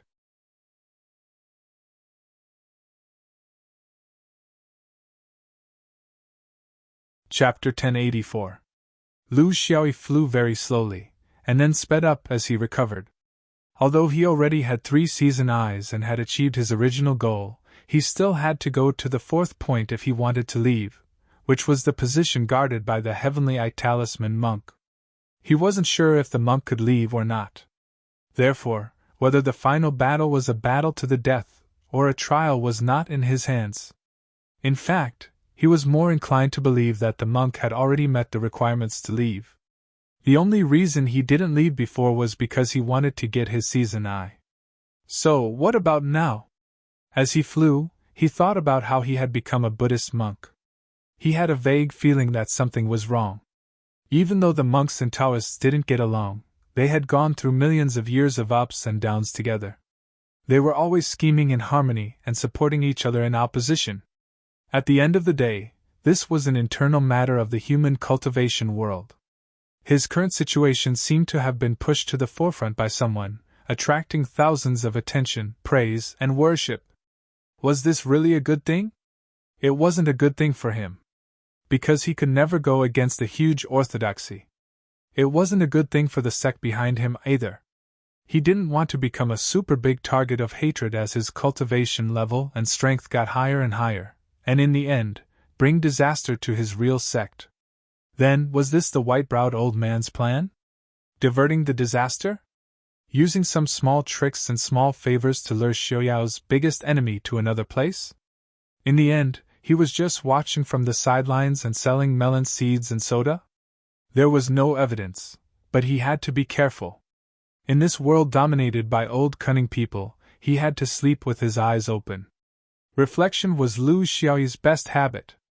Not only did he reflect on the battle, but he also reflected on why he fought. Was there any other solution? In a fight, who was the one who benefited in the end? He was the sword. But he wanted to have his own consciousness. He wanted to always hold the sword in his hand.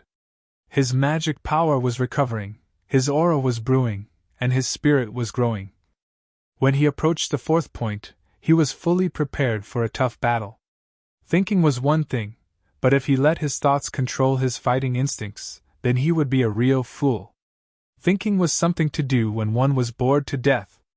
When fighting, leave it to the bloodthirsty instincts. Before Lu Xiaoyi had even gotten close, he had already realized something. He didn't want to hide his sadness. Although this was the first time he had met the monk, in the past few years in Taigu, because of their similar divine arts, they always had endless topics to talk about. In life, especially in the life of a cultivator, to have such a friend was truly too rare. But my friend is gone. He wasn't too concerned about who killed the beggar monk. Either the swordsman killed the monk, or the monk killed the swordsman. In this world of cultivation, it was only a matter of time before the great Tao collapsed. The 8 monks and Taoists were gathered here like a colosseum. Who was right and who was wrong? Among the 4 of them, Hongguang was too arrogant, Yihang was too cunning, and Begging Monk was too stubborn. He was different. He did what he should do and did not do anything that was beyond his abilities. The revival of Buddhism required sacrifice, but it also required survival. When he saw the swordsman coming from afar, he realized that he was indeed alone. He guessed that Yihang must have escaped, and the beggar monk must be dead. What about him? With a flick of his sleeve, he went forward. The 2 of them faced each other from hundreds of miles away. He didn't ask about his companion's fate. There was no need to. This was the fate of a cultivator. Those who practiced the heavenly eye and the mind-reading ability were most afraid of hatred. As long as hatred arose, his two divine arts would immediately lose their effect. His eyes were no longer bright, how could he look at others? His heart was no longer calm, how could he sense others' feelings? Fellow cultivator, you're amazing! In the battle of the four eyes, you held up the sky with one hand.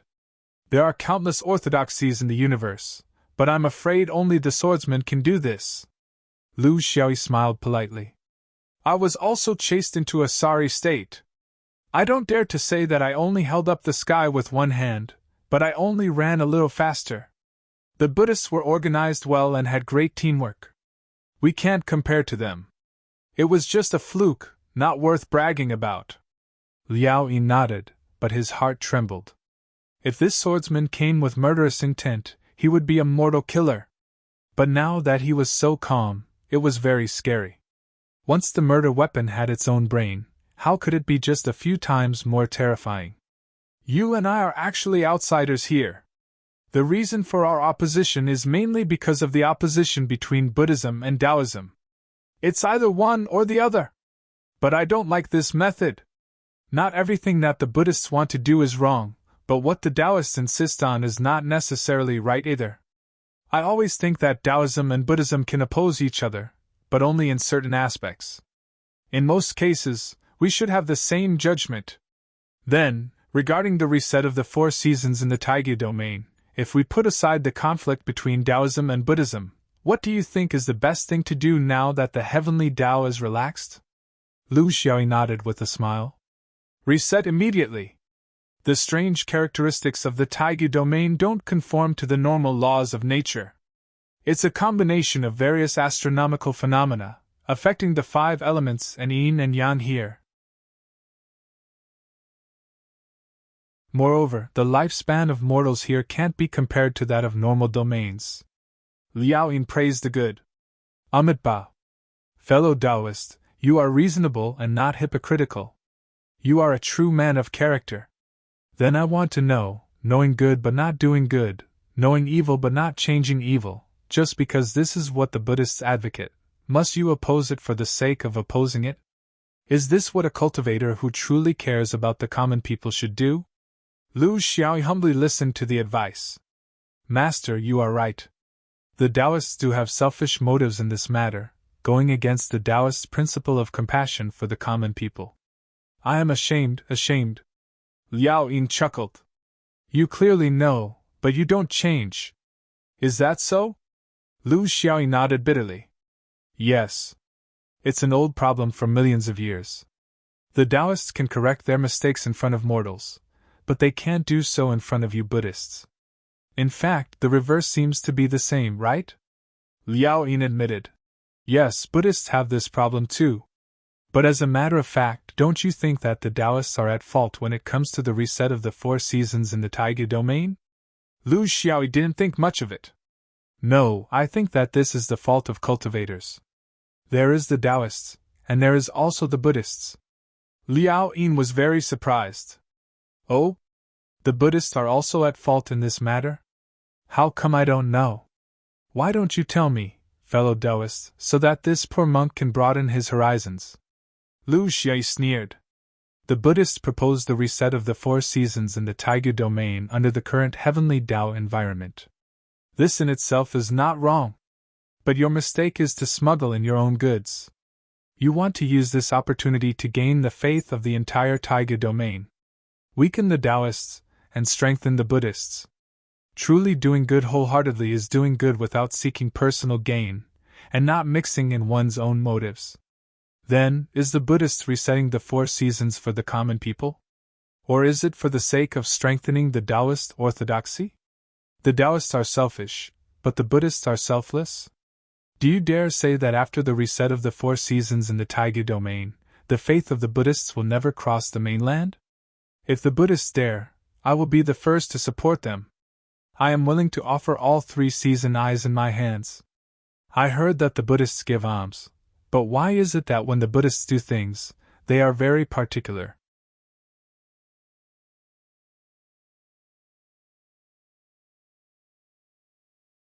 Chapter 1085. Liao Yin was speechless. Because Buddhists did indeed have selfish motives. Their motives were not pure. It was for the expansion of Buddhist forces after the new era of the universe. To put it bluntly, resetting the 4 seasons for the common people was just a fig leaf to cover up their shame. Fellow Taoists' words make this poor monk ashamed. I take back my previous words. In this matter, Buddhists have no right to laugh at Taoists, Liao Yin admitted straightforwardly. This was also the responsibility of a great cultivator. If he still refused to admit it now, he would be a scoundrel. Lu Xiaoyi shook his head. If anyone should be ashamed, it should be everyone. No one is more noble than the other. This was probably what cultivation was all about.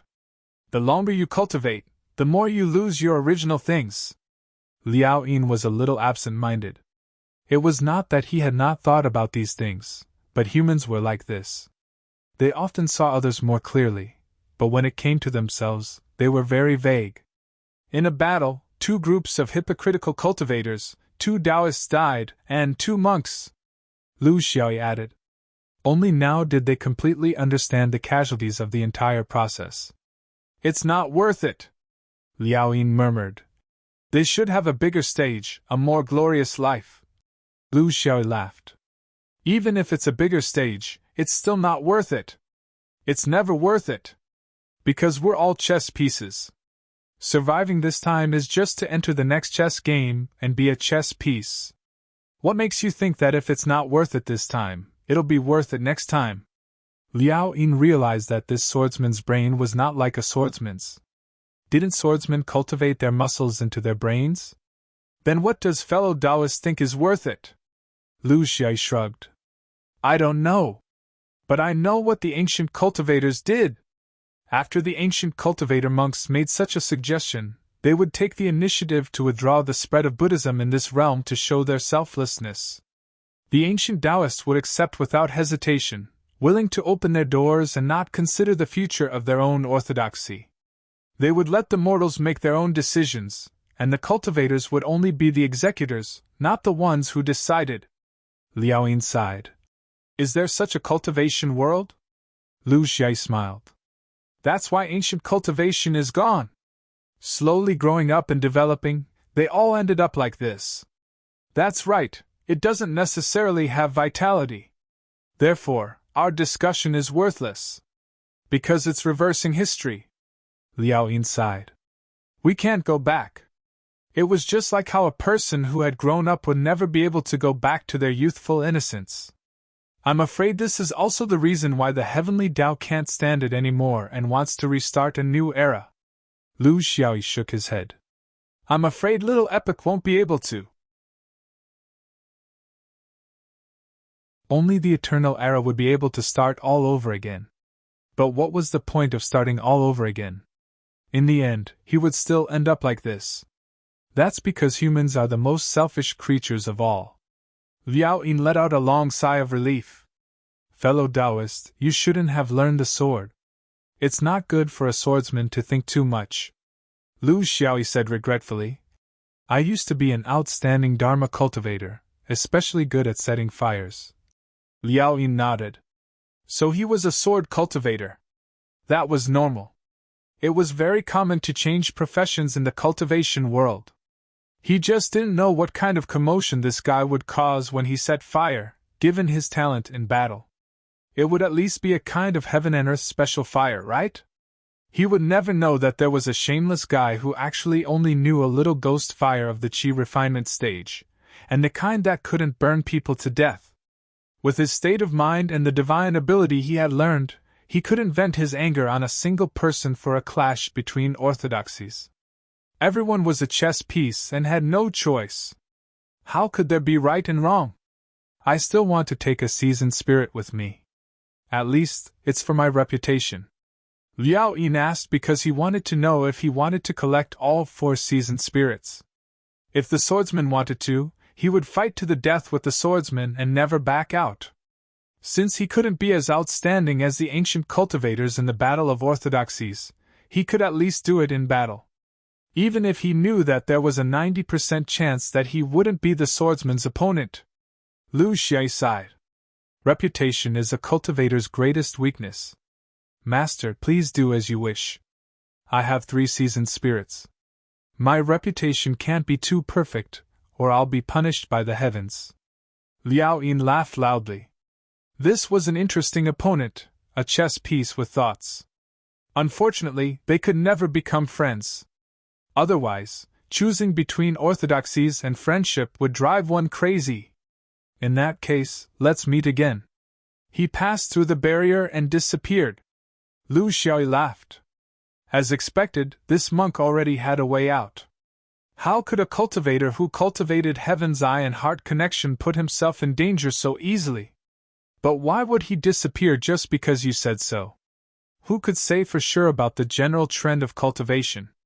The battle was over, but there was no satisfaction. He suddenly realized that as his understanding of merit and Buddhism increased, he could look at certain problems more peacefully. He was no longer as extreme and impulsive as before, thinking that anyone without hair must be an enemy and bad. He had once wondered if this was the after effect of comprehending merit. Did it cause him to deviate from Buddhism on the path of cultivation? But now it seemed that he wasn't deviating, but correcting it. There was a reason for its existence. You could dislike it, but you couldn't deny it. The nascent soul was a process of taking in everything, regardless of whether it was Taoism or Buddhism. But it couldn't be bigoted. No matter what he comprehended, as long as there were 2 things that didn't change, then his path was right. 1 was me. 2 was the sword. My sword. Why did it sound so strange? When he wrote his memoirs in the future, those bookworms would definitely laugh at him, right? The banquet was over and everyone had left.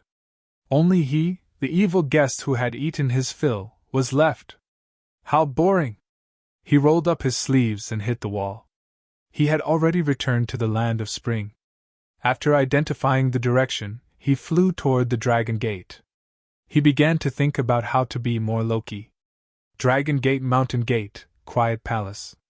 For the first time, perfected Lord Qian Yuan personally received this sword cultivator from the free and unfettered travel. He was very satisfied. The battle between Buddhism and Taoism in Taiguo this time was both meaningful and honorable. It helped Taoism get rid of a big disaster. At the very least, they won a few hundred years of breathing time, which was enough for them to arrange some countermeasures.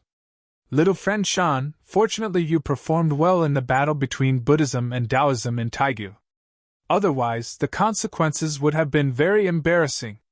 Well, I should have said something, but compared to Zhou Xian, Taiguo is like a grain of rice to the bright moon.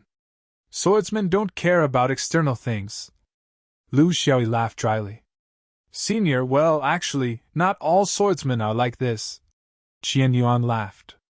Oh? Tell me about it. I thought I would owe you a favor. Since you have a request, why don't you tell me about it? Lu Xiaoyi was thick-skinned. He knew very well about these so-called seniors. If you pretended to be noble, they would be stingy. Moreover, he had only asked for a few things. How could he not owe him a favor? Compared to some external things, the battle between Buddhism and Taoism in Taiguo region was more important, right? When I came to Taiguo, the ferry I took was not suitable. It was inconvenient to fly. I want to ask for an anti-space ferry. It will be easier to go back. I don't want it, just borrow it. When I go back, I will ask Ancestor Whitebrow to send it back to you.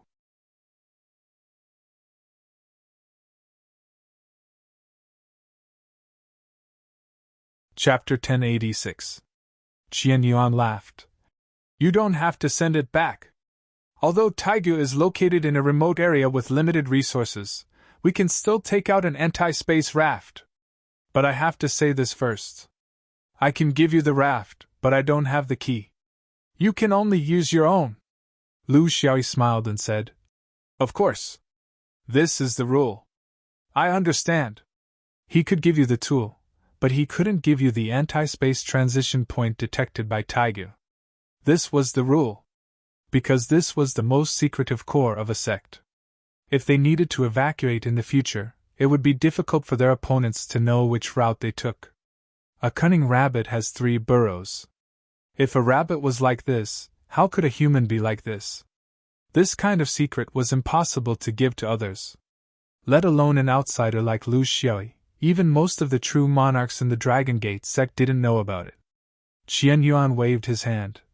The Dragon Gate will never forget the friends who helped us. It's better to have more friends when traveling the universe. After this matter, you can go back or walk around Taigu. Lu Xiaoyi didn't choose to walk around. What should he walk around for? To wait for the revenge of the Buddhist disciples?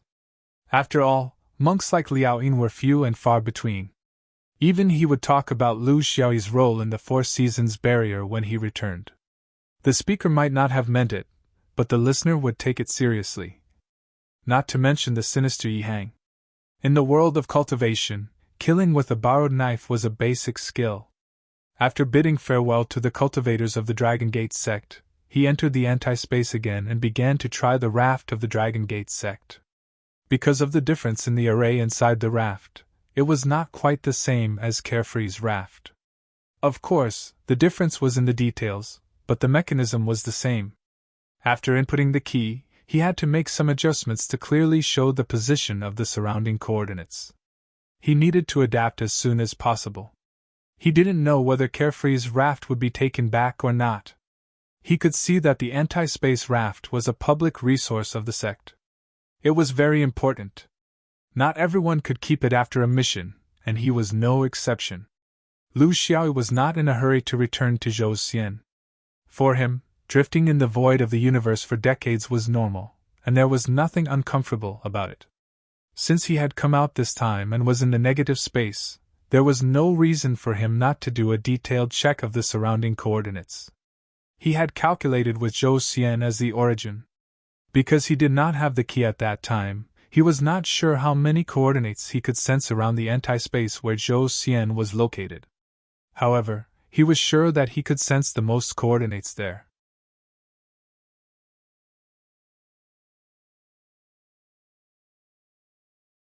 He needed to spread out as much as possible and cover as much as possible.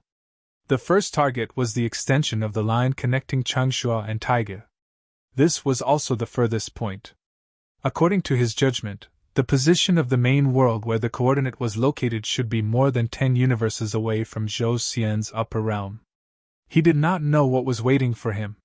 He was just a nascent soul stage cultivator, an existence of the lowest level in the universe.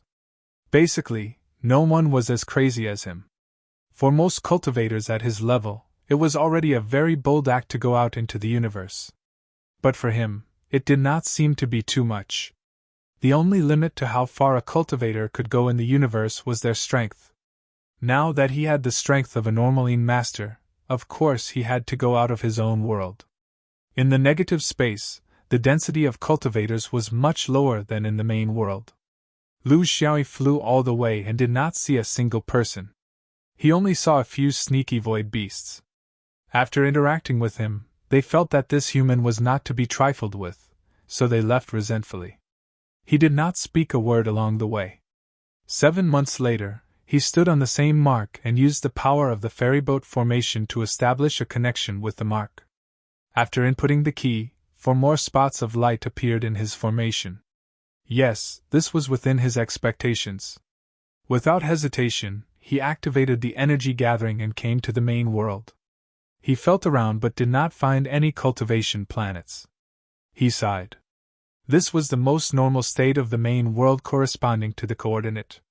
Not every main world corresponding to a dot had a cultivation planet. On the contrary, in most cases, the main world space where the dot was located was a desolate region without a single planet. After all, the proportion of cultivation planets in the universe was too high to be described as 1 in a million. It was more realistic to say that only 1 in a million planets existed in the universe. Lu Xiaoyi was not disappointed. This was a normal phenomenon. After circling around the main world for more than a month and confirming that there were no human cultivation planets, he entered the negative space again and continued with his plan.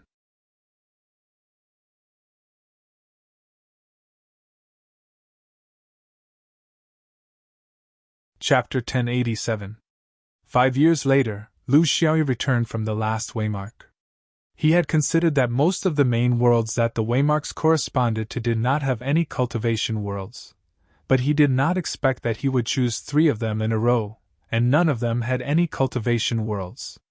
There were no cultivation worlds outside, so naturally, he could not obtain any useful information. He was a little disappointed, but he still followed his plan. He returned to the Taiga waymark, and then returned to Qingchangsha to continue his search. The true meaning of searching was to persevere. If you gave up after failing 3 times, you would not find anything in your life. The process of searching was also a kind of cultivation. As long as one had a good attitude, one could just treat it as a kind of travel and not much else. After a month of returning, from afar, a faint sound could be heard. There was no air in the universe, so sound waves could not be transmitted. In fact, what he heard was only the fluctuation of his mental energy in the void of the universe. He stopped and listened carefully. It was as if there was a melody. The singing was beautiful and mellow, and it moved one's soul. It made one fascinated and unable to bear to leave. Sirens? Lu Xiao immediately realized what he might have encountered. It was not that he had seen this race before, but this race had a special reputation in the universe. There were sirens in the Grey Sea, and sirens in the void. Both races were said to be magical races among humans. They had one common characteristic, which was that they were beautiful and good at singing. According to the Taiping Guangji, the siren fish existed in the void. The largest of them was 5 to 6 feet long and looked like a human. Their eyebrows, nose, mouth, claws, and head were all beautiful women. Their skin and flesh were as white as jade, without scales, and had fine hair. They were 5-colored and soft, and were 1 to 2 inches long. Their hair was like a ponytail, and they were 5 to 6 feet long. Their genitals were no different from that of a woman's. This was a very strange creature. Some people classified them as void beasts, while some ancient books described them as a separate race. Each had its own basis and reason. They were called void beasts because they were like void beasts, forever drifting in the void of the universe and never stopping in a region. Occasionally, they would stop at a certain spot in the sky, gathering out of thin air and singing loudly. They weren't considered void beasts because they didn't have the brutality of void beasts. They never made enemies of humans, and of course, they didn't make enemies of any other species. Their combat methods were mainly defensive, and they were known for their ability to escape. Their songs could penetrate one's mind, and it was difficult for both humans and void beasts to resist. This was especially true when the entire species sang together. Even creatures of higher realms would find it difficult to resist their songs. The sirens were a matriarchal society, and they were also a matriarchal race. There were no males in the entire race. They had another way of reproducing, and it was through mating with all kinds of creatures in the universe, including void beasts, zerg, and even humans. But no matter what species, after mating with salamander wren, the offspring would all be sirens. They were matriarchal, and they had nothing to do with the father. Such strong genes were really amazing. This race was usually not seen in the universe, because they were best at living in complex environments. The more dangerous, changing, and complicated the environment, the more suitable it was for them. Therefore, they had another name, celestial beasts. However, this name wasn't outstanding, and it wasn't widely spread. The most popular thing in the cultivation world was the legend of their beauty, just like how humans in the mortal world fantasized about mermaids in the sea. Because they were rare, because their range of activity was hidden, and because they didn't participate in the affairs of the cultivation world in the void of the universe, it was very rare for cultivators to see this race in their travels in the universe. Most cultivators had never seen them in their entire lives. To humans, there was no need to see them, and they just treated them as legends. However, there were some legends that really existed. The sirens were a very strange race. After a period of time, ranging from 100 years to 100 years, they would collectively enter a period of estrus. During this period, they would come out, leave the complex environment that hid their traces, and come to the open space of the void of the universe. They would sing as they walked. Their purpose was to lure creatures in the universe to mate with them and sow seeds for the next generation of the sirens. Of course, no matter who planted the seeds, they would give birth to sirens. Whether it was beans, cucumbers, cabbages, or eggplants, after they were planted, they would all become radishes. Their estrus period was irregular, and their traces of movement were also irregular. Moreover, they were in the negative space, so it was very difficult for a cultivator to meet a siren floating in the outside world. If you were lucky, then congratulations, you would have an erotic trip to the void of the universe for a period of time. As long as your physical strength could keep up, you would have countless targets. Lu Shi didn't know whether his luck was good or bad. He had no clue about the 5 rings of the blue sky, but he had met a group of sirens. It was as if God was playing a joke on him. The sirens didn't sing all the time. They didn't sing when they were in their own environment. They only sang when they flew out to find seeds. Firstly, they wanted to attract all kinds of creatures, and secondly, they wanted to numb the will of the creatures who heard the song. Even if you didn't like it, even if you didn't want to offer your seed, you wouldn't have any evil intentions. Lu Xiaoyi followed the sound. It was not that he couldn't control himself, but he had to experience what he had to experience in his life.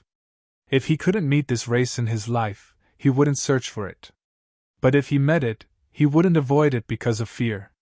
Not every creature in the universe who heard the song of the sirens would lose control of themselves. It didn't matter what realm they were in, it only depended on the level of their spirit. For example, people like Lu Xiaoyi, who had strong and refined spirit, extraordinary willpower, and a clear state of mind, would not be completely confused by a certain song. This was especially true for humans. They wouldn't be easily controlled by their instincts, so what the sirens attracted the most were countless strange creatures in the universe. This was because the song of the sirens was extremely penetrating, far exceeding the range of a creature's divine sense. Lu Xiaoyi was very interested. This was because he couldn't imagine how big of a battlefield this would be. Hundreds, or even thousands of battles would unfold in a spatial scene. He might have only seen this kind of scene in a certain island country's indie film in his previous life. He guessed that he wouldn't enter the battlefield personally, as there would be a psychological barrier. He would just observe and unlock some combat skills. During the 5 to 6 years of flying in the void, he almost didn't meet any targets to communicate with. It was indeed boring. The appearance of such a strange race could add a little color to his travels. After hearing the sound, he still had a long way to go to follow the sirens. He flew unhurriedly, and after half a month, a huge rainbow body finally appeared in front of him. He didn't know what it was made of, but looking from afar, it was colorful and unpredictable. It was like a huge soap bubble, reflecting colorful flowing lights under the light. Yes, the ancient records were right, the dance of the fish dragon.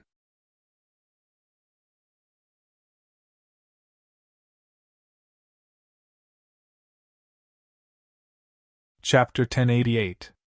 When Lu Xiaoyi saw this huge soap bubble, other creatures from the universe finally began to appear around him. There were void beasts of various shapes and sizes, as well as a small number of foreign races.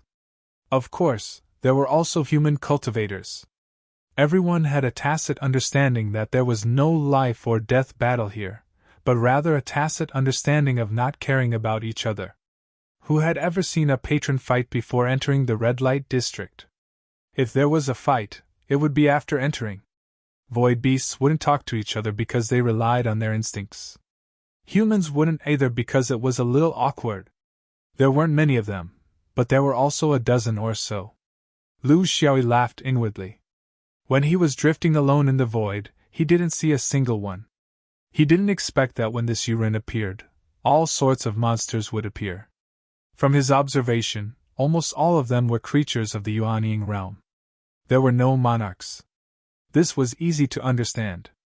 After all, no matter what kind of creature it was, once they reached the monarch realm, their self-control would be extraordinary. How could they easily accept such an invitation to sow seeds? Lu Xiaoyi calmly flew into this dense air as if he had entered another illusory space. Here, light rays twisted and turned. Barriers couldn't be seen, but there were barriers everywhere. There wasn't the grand occasion of hundreds of people in a large stadium like he had imagined. He didn't see a single Yurin, nor did he see other patrons who had entered at the same time. It was as if he had walked into countless spaces separated by countless colorful curtains. Between each space, even divine senses were isolated from each other. It was like a small single room. This was an ancient inheritance. He didn't have to wait for long. One? He didn't know which one to choose. In any case, a Yurin gracefully swayed in. The upper half of its body was no different from a human's, but the lower half was wrapped in a long skirt and couldn't be seen clearly. He didn't know if it had 2 legs or a single body. Beautiful, extremely beautiful. Perhaps it could no longer be described with such a superficial word as beautiful. They weren't humans, but in terms of appearance, even the most beautiful group of humans, the majority of the Kun cultivators, couldn't be compared to them. It really made humans blush with shame. Age? He couldn't tell. Moreover, for the species living in the void, age was not a suitable topic to discuss. Youth, adulthood, and old age were completely meaningless to cultivator creatures. Guests have come from afar. Little demon Machida is here to receive you. Yurin bowed deeply. The human's etiquette was thorough and skillful. It was unknown where she had learned it from. 1 ear! Nobles have always hidden themselves in front of others. Since there's an opportunity, how can I miss it?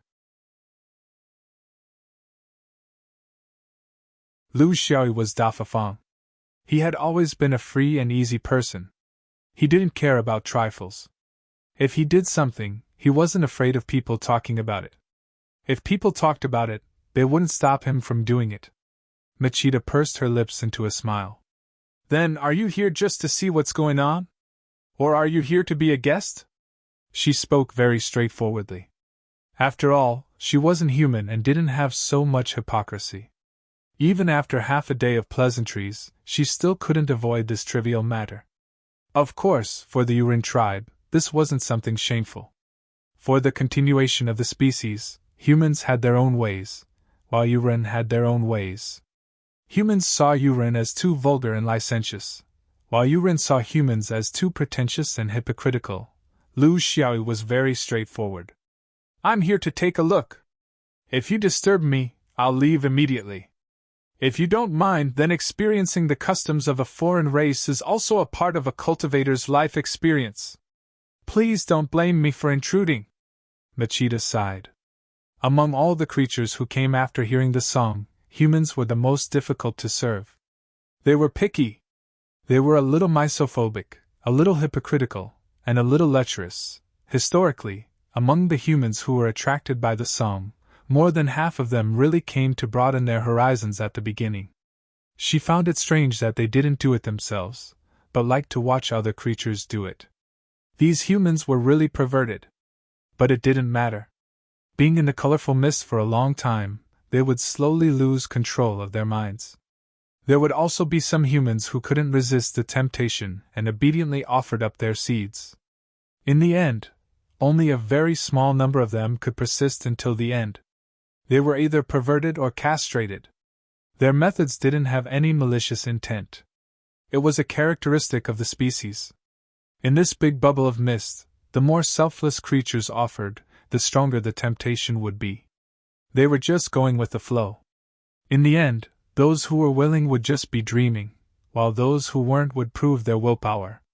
They wouldn't force anything. This was the fundamental reason why the Yurin tribe could survive for millions of years. Otherwise, if they offended the humans, what kind of astronomical phenomenon could stop the humans, the overlords of the universe? So naturally, it was fine. There was no need to be disappointed, and there was no need to be neglected. This was just the beginning. Since you're here to observe and broaden your horizons, this place isn't very suitable. You won't be able to see anything. Why don't you follow me to an open space? There should be other guests like you there. Perhaps you'll have more in common? Lu Xiaoyi smiled awkwardly. This was indeed a little inappropriate.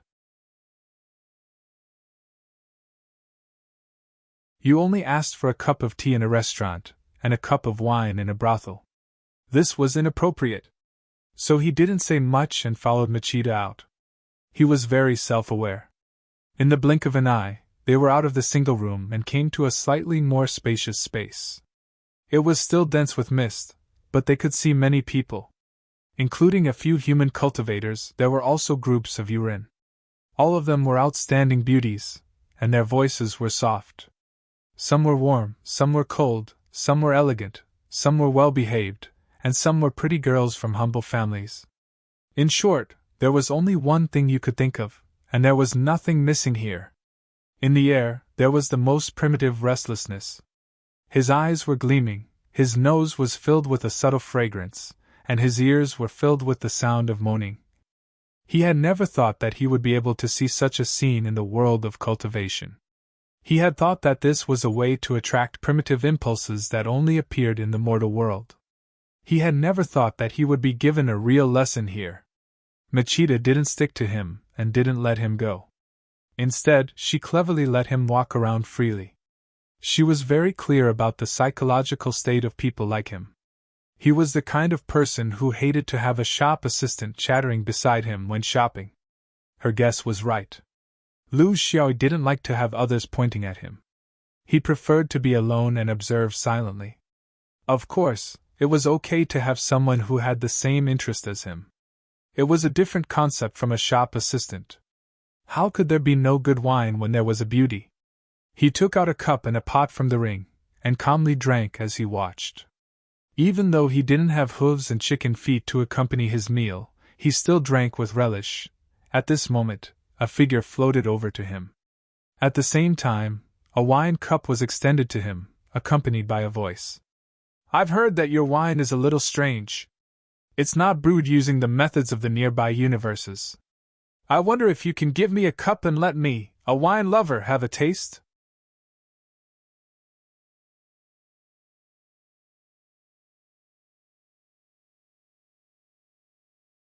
Chapter 1089. Lu Xiaoyi smiled and filled the wine cup. He loved wine, but he was not addicted to it. When he was in the right mood, he would drink a few cups. When he was not in the right mood, he would forget about it for years. He had casually taken this pot of wine from his storage ring. Coincidentally, he had taken a pot of Qing Kong's original wine. Of course, it was slightly different from the brewing method of the dozens of universes nearby. Perhaps it was also due to the difference in the source of the raw materials and water. This person could smell it from afar. He could be considered someone who knew wine. This person was a middle-aged cultivator with a nasty face and rat eyes. He was very rare among the generally handsome cultivators. Usually, such people were very opinionated or perverted. The middle-aged Taoist took a small sip and savored it in his mouth. Then, he swallowed the remaining half of the cup in one gulp. It was as if he wanted to feel the strength of the wine. He narrowed his eyes and savored the aftertaste. Then, he smiled and said, "I have embarrassed myself. Once I saw the new wine, I forgot everything else. I was Ming Longzi. I happened to pass by here and was attracted by the singing of the sirens. I thought that since there were beauties here, there would definitely be good wine. I did not expect that there would not even be a cup of tea. I tasted fellow Taoist wine.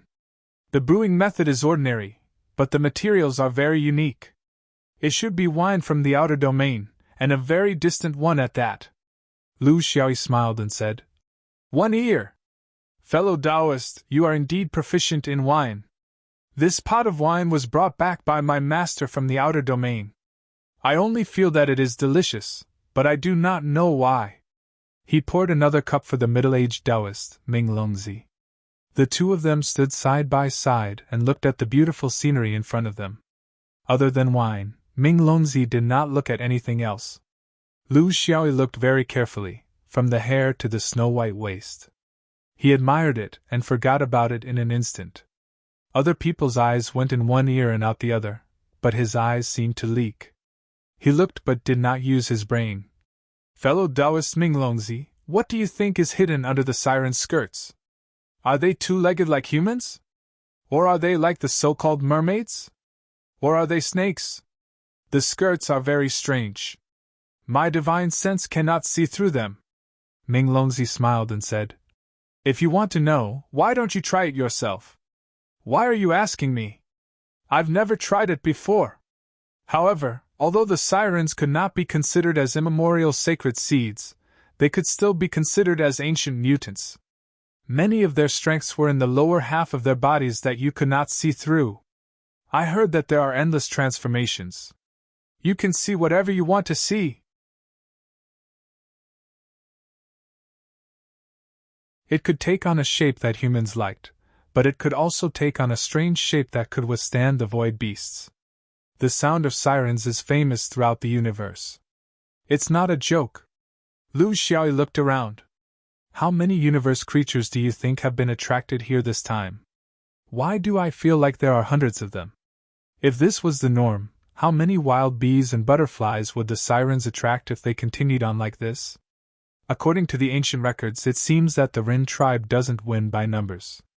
There should only be a few hundred of them in a tribe, right? Ming Longzi swirled her wine glass. After drinking your wine, I feel like I owe you a debt of gratitude. I think fellow Taoist Dan doesn't know much about the sirens. Lu Xiaoyi nodded. Yes, I've only glanced through the ancient records. Who has the time to go and understand them? Ming Longzi explained. There are quite a few sirens in the universe. Although there has never been a specific count, there are at least a dozen of them. You're right. Their individuals are precious, and it's not easy to reproduce. The time between estrus is also long, therefore, it's very difficult to conceive. They can only keep trying. Unfortunately, there are people like you among the guests who only look and do nothing. It makes them even more unable to stop. Lu Xiaoyi laughed. Fellow Taoist, you only know how to talk about me. Aren't you the same? Since there are so many willing guests, why would there be a lack of you and me? You can't use force for this kind of thing, right? Ming Longzi sighed. Fellow Taoist Dan, you don't care about this tribe, so you're still too shallow. For the sirens to continue, they need seeds of life. The seeds come from all kinds of creatures in the universe. They are not picky, because you also know that the sirens will be born in the end. It has nothing to do with the father. But this was in the past. In the past, the great Tao did not collapse. Therefore, it was not important which tribe the seeds came from. Now it's different. In order to have the ability to survive after the change of the new era, the sirens need to make some changes to adapt to the dangers that may appear when the era changes. When the era changes, the most important thing is the change of the great Tao. How to adapt to the changes of the great Tao is a big thing that the sirens have to consider.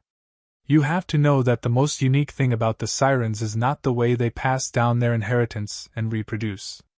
It's that they are relatively rare in the universe. They are also a tribe that has mastered the great Tao. Lu Xiaoyi was very surprised. Oh? Which Tao realm do they specialize in? Ming Longzi laughed. They don't have a fixed Tao realm choice. Whatever Tao realm the seed is, the sirens born will have that Tao realm. Lu Xiaoyi was quite shocked by this statement.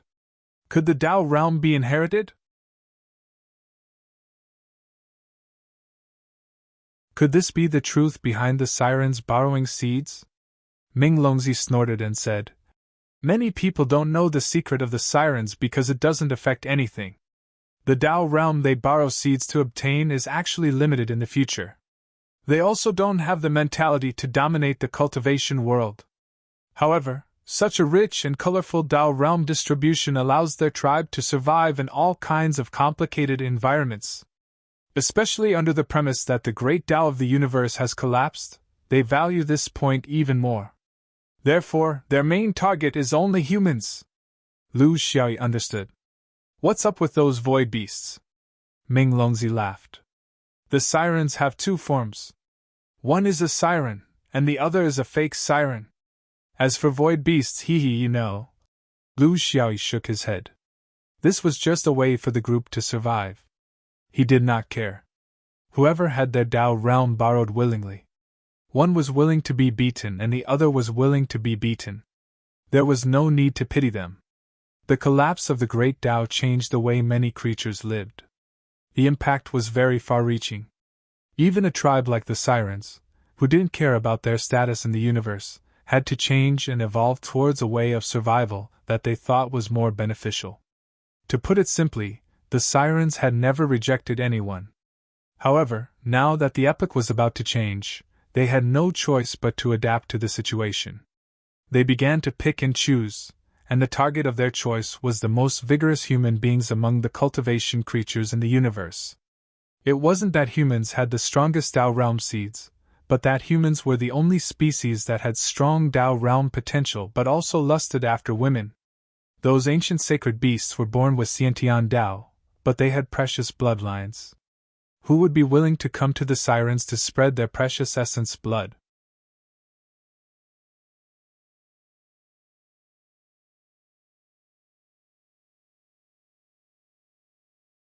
Chapter 1090. Do you think these void beasts can't feel it? Isn't that a little too silly? Ming Longzi chuckled. I'm not a void beast, I don't know how they feel. However, I feel that some of the special interests of us humans are not as good as these void beasts, right? So it doesn't matter. After the two of them finished a pot of wine, Lu Xiaoyi took out another pot of wine from Qin Kong. Since he had something to ask, of course, he had to cater to his preferences. Secrets about the Sirens were more obscure, and few people knew about them. However, it did not affect the overall situation. If he was willing to tell, then so be it. If he was too lazy to tell, then there was really no way to find out. Ming Longzi chuckled.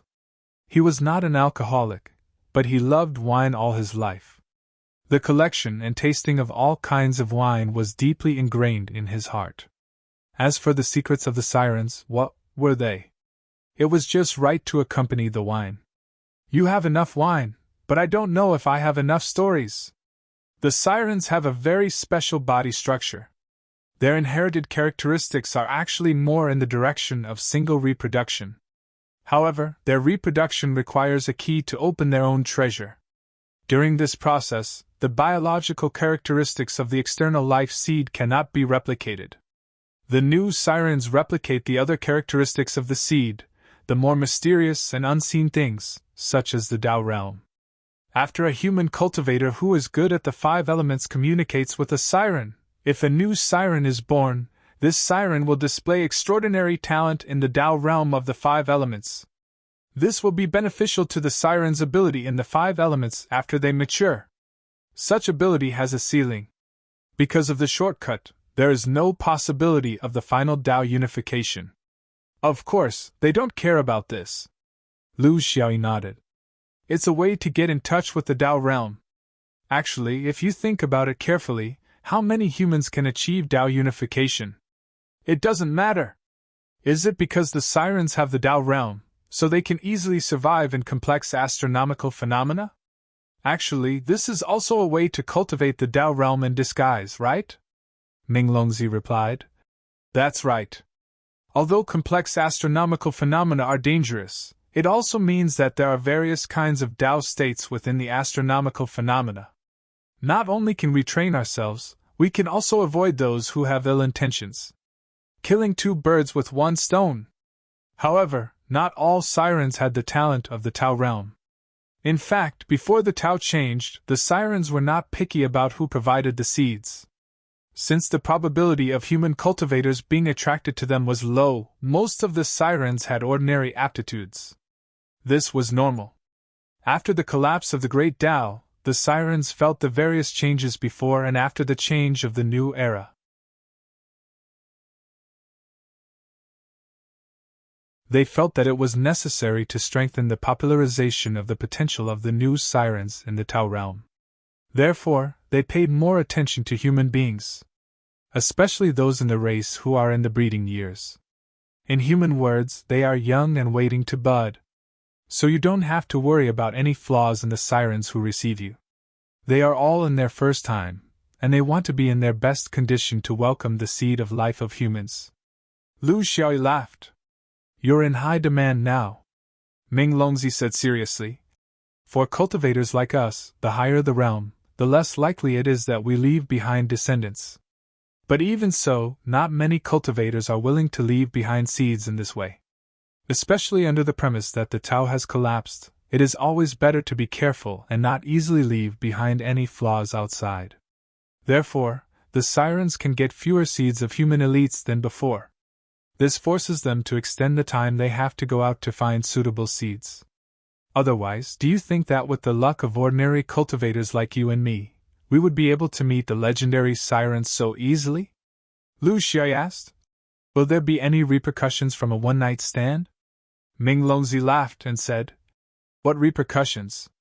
It's no different from going to the brothels of the human domain and having a Tao companion or concubine. In millions of years, I have never heard of anyone being controlled by this. When the moon is full, the essence will overflow. If it overflows, it will no longer be yours. Why do you care where it goes? Lu Xiaoyi was speechless. He could only say, That makes sense. Of course, it has nothing to do with me. Ming Longzi smiled mysteriously. It can't be said that it has nothing to do with you. As long as you come here, you will definitely have something to do with it. However, it is not the sirens, but those void beasts. Lu Xiaoyi took out another jug of wine and asked in confusion. Oh? What does it have to do with them? Ming Longzi filled the jug and said, Jealousy is not only human nature. In fact, as long as it is a creature with sexual characteristics, it will be jealous. The void beasts treat the sirens as part of their race and as their exclusive property. Originally, they were very unhappy that humans stole their love. In the end, there was a change in the Tao. Now, it is no longer a matter of stealing their love. They have already fallen in love with someone else. Therefore, the hatred these creatures have for humans is very strong.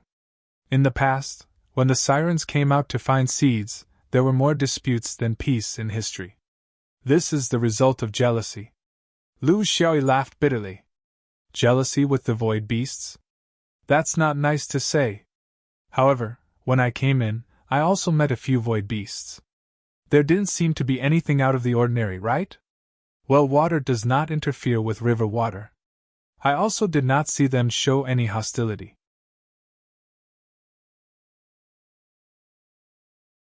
Ming Longzi laughed.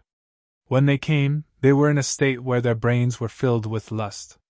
Of course, they did not care about fighting. However, when they finish venting, their jealousy will overcome their impulse and they will find trouble with humans. The disputes and battles will start from there. Lu Shi did not care. It has nothing to do with us, right? We did not do anything? Ming Longzi laughed loudly. Exactly the opposite. In the eyes of the void beasts, they do not care whether you have done anything or not. As long as you come, even if you do not come, they will divide us into a whole group, humans. Furthermore, people like us will be targeted. Since we are already here, what will happen if we don't do anything?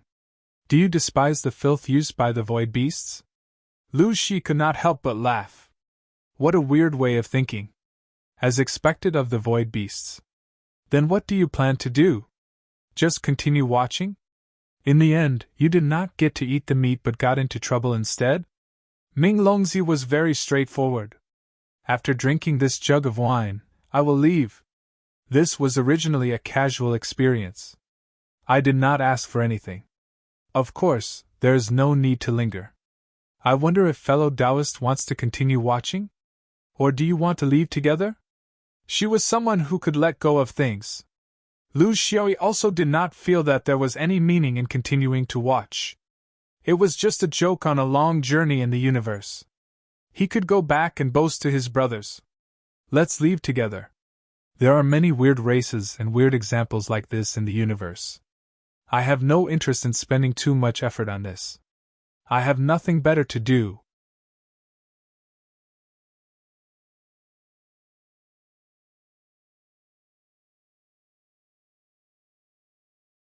Chapter 1091. Both of them were straightforward people. They toasted each other, drained their cups, and left without any hesitation. The dense aura of the sirens did not have any restraining power. Cultivators could come and go as they pleased, and there was no master to send them off or ask them to stay. From this point, this race was indeed very elegant. Their actions were just instincts for survival, and they did not feel that their actions were inferior. But even if the sirens did not stop them, other creatures would. In Ming Longzi's words, some had already finished their business. Their desires had dissipated, and jealousy had returned. Originally, there were a few humans and a dozen void beasts in the big space they were in. They were all shrouded in dense mist, but when they flew out, 3 void beasts immediately intercepted them. They pursed their lips and roared fiercely, looking extremely ferocious. Ming Longzi was just about to reprimand them when she felt a strong killing intent beside her. Something left her body. Next, the void beast that was roaring in front of her was already torn to pieces by the flying sword. The remaining 2 void beasts were shocked and fled, their faces full of vigilance and panic. Lu Xiaoyi turned his head and smiled at the 10 human void beasts in the space, as well as the 10 charming sirens. Don't worry, don't worry. Fighting in this kind of situation is very normal. After the entertainment, relax your muscles and bones. It's good for your health. He did not leave, but looked at the 10 void beasts from the corner of his eyes. His provocation was very obvious. Ming Longzi, who was at the side, felt like she was sitting on pins and needles. It was true that she liked the game Universe Void, but she did not expect this new Taoist Dan to be so cruel. He killed the void beast just because of a disagreement. One had to know that there were close to 100 void beasts gathered here, but there were only a dozen humans. They might not even be able to work together. The difference in numbers was huge, and there was a high probability that they would be at a disadvantage in a group fight. But the one who reacted the fastest was still the master. A siren floated out. In terms of realm, it had the ability of a true monarch. But for a creature like a siren, it was hard to say how much of its realm and battle strength it could display. Misunderstanding. It's all a misunderstanding. Everyone is a guest from afar. Why should we differentiate between friends and strangers? Everyone take a step back. Don't let the blood affect everyone's mood. His master was a perfected cultivator. According to the rules of the cultivation world, he should be respected and given face. Ming Longzi also tried to persuade him in a low voice. He was afraid that this swordsman would incur the wrath of the crowd and drag him, who had nothing to do with him, into these muddy waters.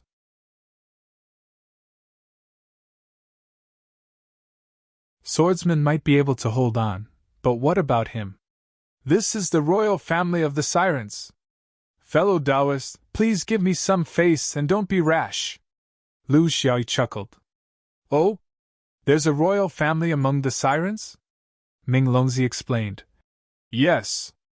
As long as you have the Tao realm, you are part of the royal family. Lu Xiaoyi couldn't help but laugh. So that's how it is. If that's the case, does that mean that humans are the fathers of the royal family? The siren slowly walked over. Her voice was gentle, but her words were unquestionable. The 3 void monarchs were in the wrong to stop us. This human ruler was unreasonable and started a massacre. He was in the wrong. Why don't we, the sirens, come to an agreement? Let's put aside our differences and make peace. The few void beasts didn't say much. Although they glared angrily, they obviously accepted their master's arrangement. To the void beasts, they were an extremely large and loose group. Just like the one that was killed, they didn't share the same origin as the other void beasts. They shared a common hatred for the enemy, but it was too much to say that they would live and die together. Lu Xiaoyi smiled and whispered to Ming Longzi. Fellow Taoist, it's better for you to go. I don't think there will be any peace later. I might have to escape too. At that time, I'm afraid we won't be able to care about each other. Ming Longzi really wanted to stay, but a cultivator would not easily put himself in danger just because of a so-called friendship. Besides, they had only just met and a few bottles of wine had formed a friendship. The key was that his strength was not enough to allow him to do as he pleased. Thus, he smiled bitterly. It's just a visit to a brothel. I actually have to run for it. What is this? If that's the case, I'll take my leave first. If I'm not strong enough, I won't join in the fun. Ming Longzi turned and left. Logically speaking, he could be treated as someone on Lu Xiaoyi's side. He could also be treated as someone who didn't know each other. It depended on who it was. The leader of the Sirens frowned. It wasn't good to let him go before the matter was settled. However, it wasn't good to say too much. After all, the human cultivator who left didn't make a move. The Sirens were very patient, but the void beasts weren't. One of the two void beasts that retreated quietly moved outside. Just as it moved, another bolt of lightning flashed across the sky. It was a sword light that was left outside after the previous attack. Just like the previous time outside Chengshu, Lu Xiaoyi began to consciously leave sword light outside. His goal was to catch the void beasts off guard. The void beasts were all staring at him. However, they didn't know that there was a sword light of death lurking in the sky. The power of this sword attack was far inferior to a head-on sword attack. However, it was more than enough for a normal void beast.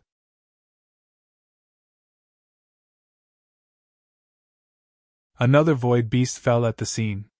If the void beasts only saw the swordsman's violent temper during the first slash, then they saw his tyrannical strength during the second slash, as well as the coldness that disregarded all living beings. Living beings were like this. There was a fundamental difference between killing one and killing two. Thus, when the second void beast fell, the void beasts were no longer filled with righteous indignation like before. It was just like how a normal person would be furious when they heard that their window was smashed. However, when they found out that the person who threw the brick was the biggest hooligan on the street, they would no longer be angry. Instead, they would place their hopes on the authorities to uphold justice. Just like now, the void beasts were all looking at their master. The Sirens who stood out still had a calm expression. Of course, they didn't think so in their hearts. The Sirens had their own selfish motives. They had no choice but to do so. Seeing that the great Tao was about to collapse, how could they achieve the maximum number of Tao realm potentials in the Sirens tribe during the change of thousands of years? This was a difficult problem that tested the leadership's planning. The Sirens were actually in a very awkward position in the universe. First of all, they didn't have a huge population like the void beasts. They could tolerate the possible loss during the change of the era. They weren't immemorial sacred beasts either. They didn't have the bloodline that was naturally close to the innate great Tao. Thus, they could only set their sights on the overlords of the cultivation world in the universe. They hoped that they could leave behind some life seeds to help the Sirens to pass on their heritage and reproduce. It was easy to think about it, but it was difficult to do it. It was easy to seduce the middle-level and low-level human cultivators, but they didn't have the Tao realm seeds. When they reached the Yuanying realm, the self-control of human cultivators reached a very high level. It was not easy to seduce them. There was a very simple reason. When a human cultivator reached the Yuanying realm, it was very easy for him to find a Tao companion. Except for the fact that the Tao companion was slightly inferior to the Sirens in terms of beauty, the Tao companion was incomparable to the Sirens in other aspects. That was the advantage of being a human race. It was something that human cultivators valued very much.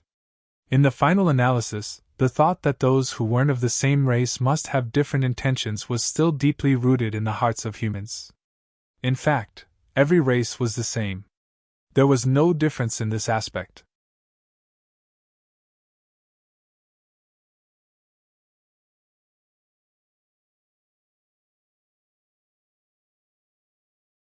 Chapter 1092.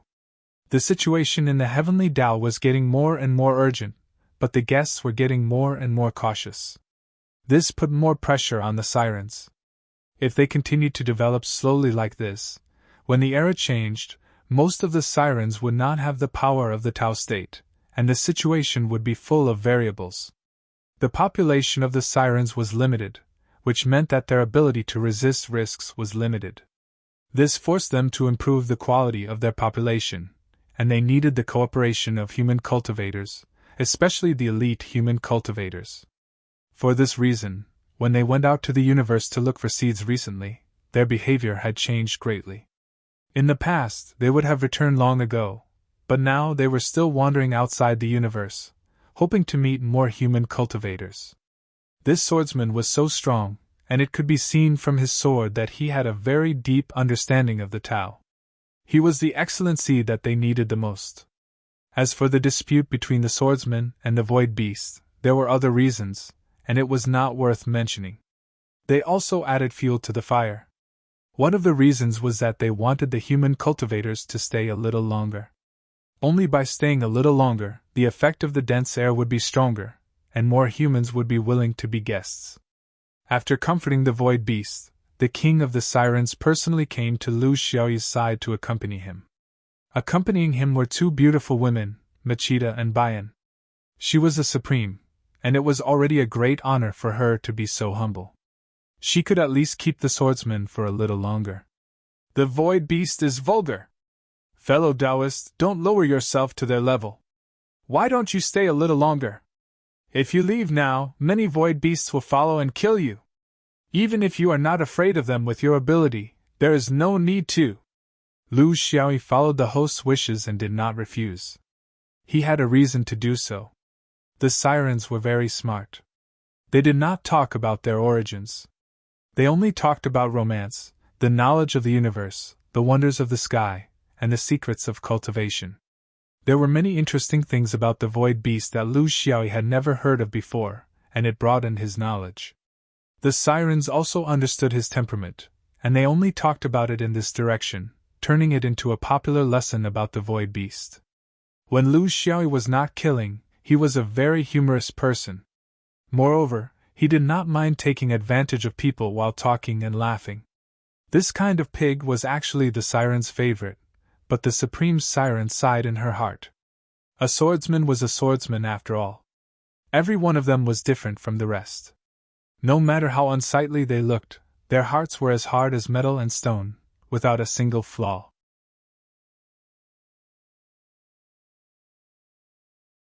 No matter how dense the mist was, no matter how hard the Makito Swana worked. Therefore, she knew that she could not keep this person with this kind of ordinary method.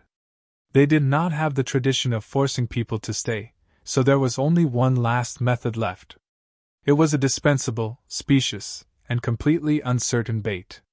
If this swordsman did not take the bait, then there was no other way but to let him go. Supreme Siren opened her cherry lips. Since ancient times, there have been countless orthodoxies in the universe, but I sincerely admire the sword lineage. They are truly worthy of being called heroes of cultivation. Others call the swordsman a blade, but I think it is the integrity of the human race. As long as the sword vein in human cultivators is not cut off, no race can be above the human race. Lu Xiaoyi, on the other hand, was very modest. You flatter me. What integrity! He was just a simple-minded and straightforward person. Senior, have you come into contact with the swordsman before? Supreme Siren covered her mouth and chuckled. How could I be so lucky? My race lives in the negative space, so we have never had close contact with the swordsman. I heard that our race in the main world has also encountered a carefree swordsman in a distant place, but that is another matter. However, a few decades ago, there was a severely injured swordsman who got lost in the negative space. My siren race met him by chance and saved him in our settlement. Only then did we have a slight understanding of the swordsman. Lu Xiaoyi said in surprise. There is such a thing? I think your noble's righteous act must have attracted the sword vein's repayment. I wonder which nearby universe's sword vein it is? Supreme Siren sighed. I don't know. He refused to say. Moreover, his injuries have not healed and he has not left. Since we don't know his origin, how can we repay him? Moreover, my siren race never participates in the disputes of the universe's cultivation world, so we do not count on this. Lu Xiaoyi frowned. What injuries? It has not healed for decades? You can send him back. The sword vein will definitely repay your kindness. Senior, you should know that in the cultivation world, you can't just stay out of harm's way. How many things are out of your control? Supreme Siren sighed. Of course, we said these words. It is not that we are afraid of trouble and do not want to send him back. Over the years, the siren race has also formed countless good karma in the negative space. We only help the dying and heal the injured, but we do not kick people when they are down. However, this swordsman said that his sect is too far away. Even if he is in the negative space, he will have to drift for more than 100 years. There is no road sign as a guide, so how can he go back? In this way, I see that his body is getting worse day by day. I am anxious, but there is nothing I can do.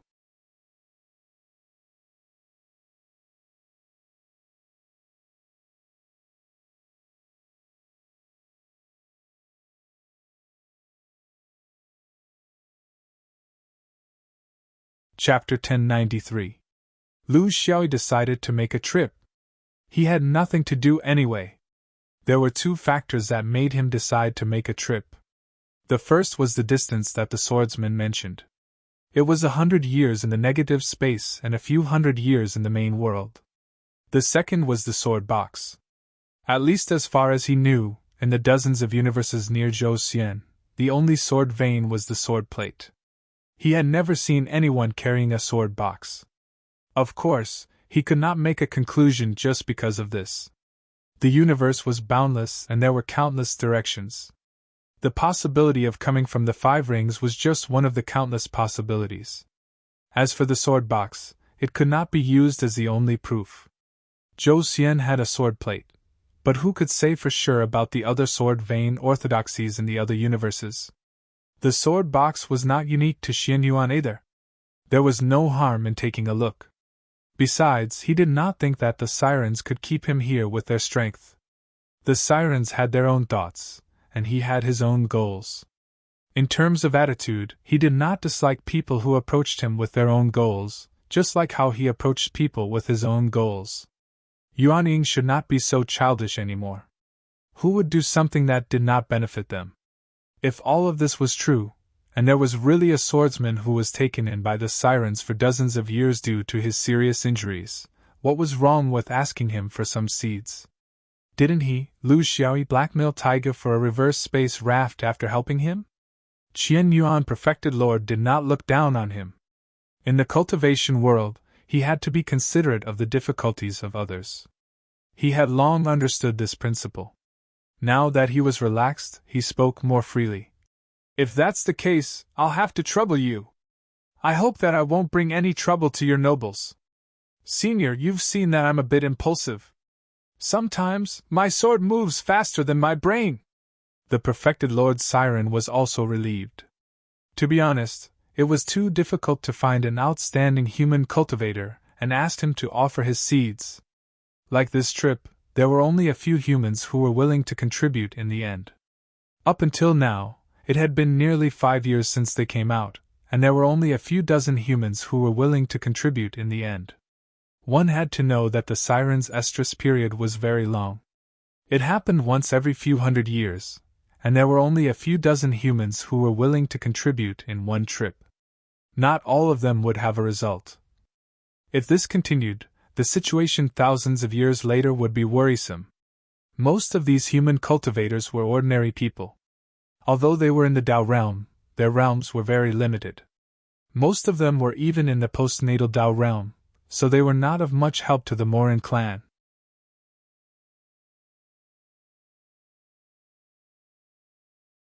What they really needed was the outstanding Dao realm of those talented human cultivators. This was the reason why she was able to tell that the swordsman was no ordinary man at first glance, and even send out the best of her tribe to deal with him. Unfortunately, she was almost unable to hold him back. Humans were too hypocritical and pretentious. He obviously had lecherous intentions, yet he pretended to be a Taoist. She was sure that if they were in a different environment, where they were more private and undisturbed, the true colors of human beings would definitely be exposed. At that time, it would no longer be a matter of whether the Yurin was willing or not. It's all right. I'm not afraid to tell you. We still have experience in dealing with these void beast embryos. However, they won't be able to gain any advantage by using fake Yurin.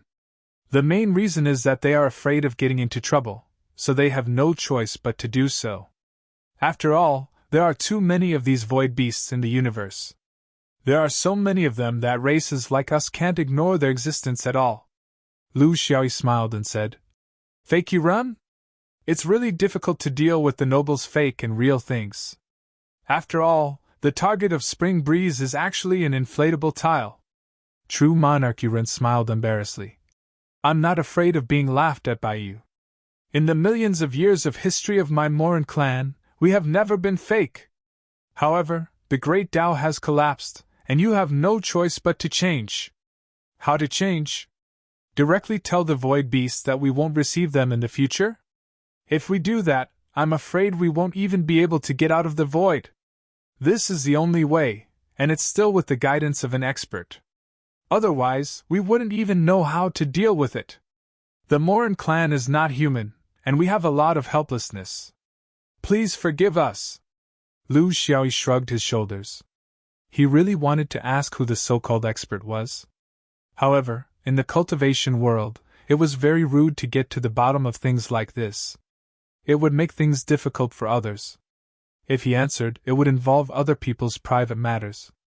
If he didn't answer, it would affect the atmosphere between both sides. It was better not to ask. However, we won't lie to our human friends. This is not in line with our interests. True Monarch Yuren said very seriously. In the reception of human cultivators, we strive for perfection. This is because we also hope to have the best seeds to help the Morin clan continue in the future. Not every Morin has such an opportunity. We need to reach the level of perfection in all aspects. If you are interested, I can guarantee that you will definitely choose them carefully. Lu Xiaoyi laughed. This matter was put on the table like this, which made him feel very strange, although he was actually a thick-skinned person. He preferred to take the initiative and not be passively arranged.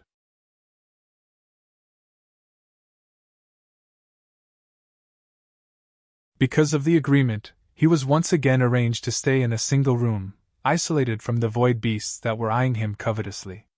The purpose of this was naturally to prevent more conflicts. Lu Xiaoyi followed the host's wishes. He didn't want to stand out. The Morin clan had been doing this for millions of years. She was very clear on how to resolve conflicts between guests. He didn't need to worry. According to Shirlu, yes, Shirlu was the true Monarch Yuren. Her clan had been out for a long time, much longer than the usual time. They were preparing to return. It would take about a year for them to reach the celestial phenomenon that they were hiding in. It was also the place where the injured swordsman was recuperating. Lu Xiaoyi didn't go out to cause trouble. He only stayed in his own space and continued his cultivation. He also compared the space's position. He needed to establish his own coordinate system, so that he could find the way home even if there were no coordinates to guide him. He could feel that the dense air mass formed by the entire sirens was moving and gradually accelerating. At the same time, humans and void beasts were constantly leaving. To the sirens, they rarely invited strange creatures to their hideout. Firstly, it was for safety reasons. Secondly, once they were out of heat, they were actually very disgusted with male creatures. They would no longer be able to imitate the beauty and magnificence of human beings. It was because of this characteristic that they would never be captured and enslaved by humans. After all, no one would be willing to spend so much effort and resources to capture a creature that would only go into heat once every few hundred years. You're bringing a stranger to your hiding place? Aren't you afraid of any danger? Lu Xiaoyi was very curious. Shirlu sighed. We Morins have our own unique abilities. We are not completely useless. For example, I am the descendant of a human's life seed. In the words of you humans, I am half human. I also have the power of the Tao realm, so whether it is dangerous or not, I am very clear.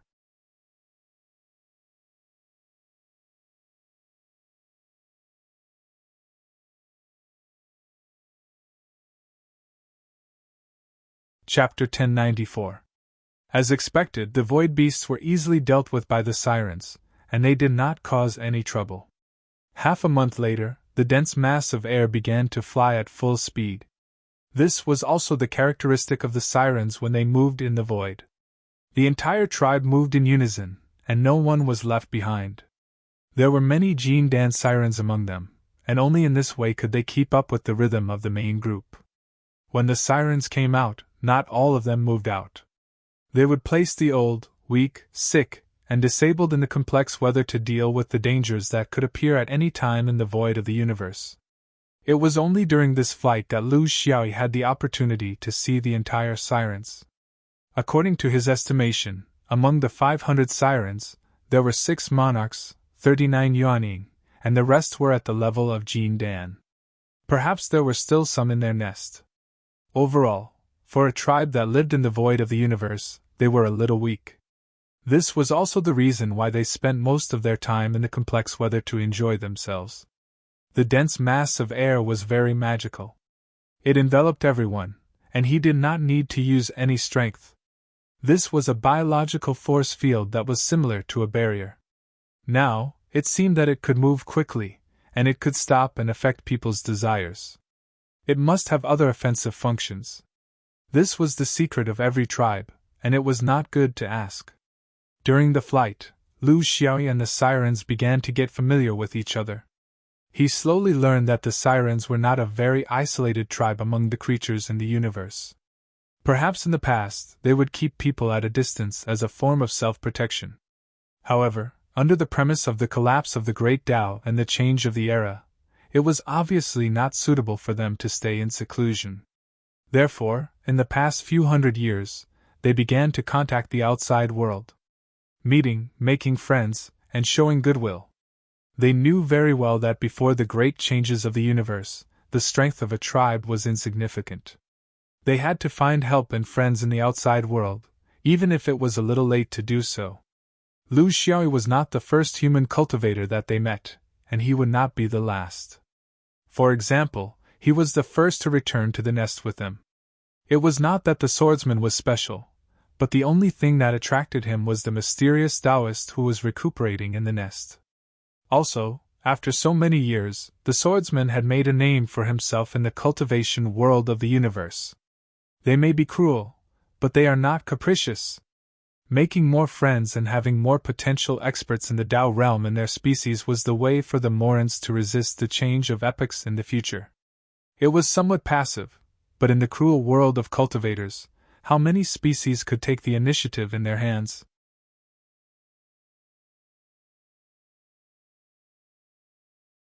A year later, the dense air mass began to approach and penetrate into a complex astronomical phenomenon in the inverse space, the white star collapse. Needless to say, it was dangerous. Its biggest characteristic was that such a white star collapse body would not produce any spiritual opportunity. Regardless of whether it was the jade clear or the purple clear, they couldn't be formed in this type of heavenly phenomenon. This was because as soon as there was a sign of spiritual opportunity being formed, it would be pulled in and devoured by the collapsing body. The advantage was that both human cultivators and void beasts wouldn't approach such a celestial phenomenon because there was no profit to be gained from taking the risk. This was also what the sirens valued the most. If there were no other races approaching, it meant that they were safe. The dense air mass began to decelerate. It flew around and looked for a gap in the collapsing force field until it reached a blind spot of the force field due to the special terrain. This blind spot wasn't big, but it was more than enough for a small tribe of a few hundred people. Supreme Pomegranate pointed at a small meteorite in the space and said, "Taoist Dan, that swordsman is recuperating there. Why don't you go there yourself?" Lu Xiaoyi nodded and thanked him. He slowly approached the meteorite. He was a little expectant, but he didn't have much hope. On the meteorite, a thin figure was silently sitting with his legs crossed. His breath was faintly discernible. It wasn't bad, but it seemed very strange. After circling around, he needed to approach the figure from the front. For unfamiliar people, approaching from the back was impolite and threatening. When he could see the Taoist's face clearly, he was shocked. He knew the senior. It seemed that this senior also knew him. However, he didn't show any abnormalities. He didn't speed up, nor was he excited. He bowed from afar as if he saw a strange cultivator in the universe. His divine sense condensed into a line. Lu Xiaoyi of Xianyuan Sword Sect greets Martial Uncle Mi of Weijian Mountain. The Taoist opened his eyes. This was the first time he opened his eyes in the dozens of years since he was injured. It was because he was surprised and relieved. Xiaoyi! What a fate! Back then on the flying boat, I wanted to exchange a few disciples for you to come to Weijian Mountain. But it doesn't matter. Whether it's Xianyuan or Weijian Mountain, there's no difference. It's been almost 900 years. Martial Uncle has made a fool of himself in front of you. Lu Xiaoyi suppressed the excitement in his heart, but his words and divine sense revealed his eagerness. I have also cultivated in Weijian Mountain for many years. We have a saying in Weijian Mountain, don't look at a thief eating meat, look at a thief being beaten. So what? Just beat them back. Martial Uncle, I can find the entrance to the main world nearby.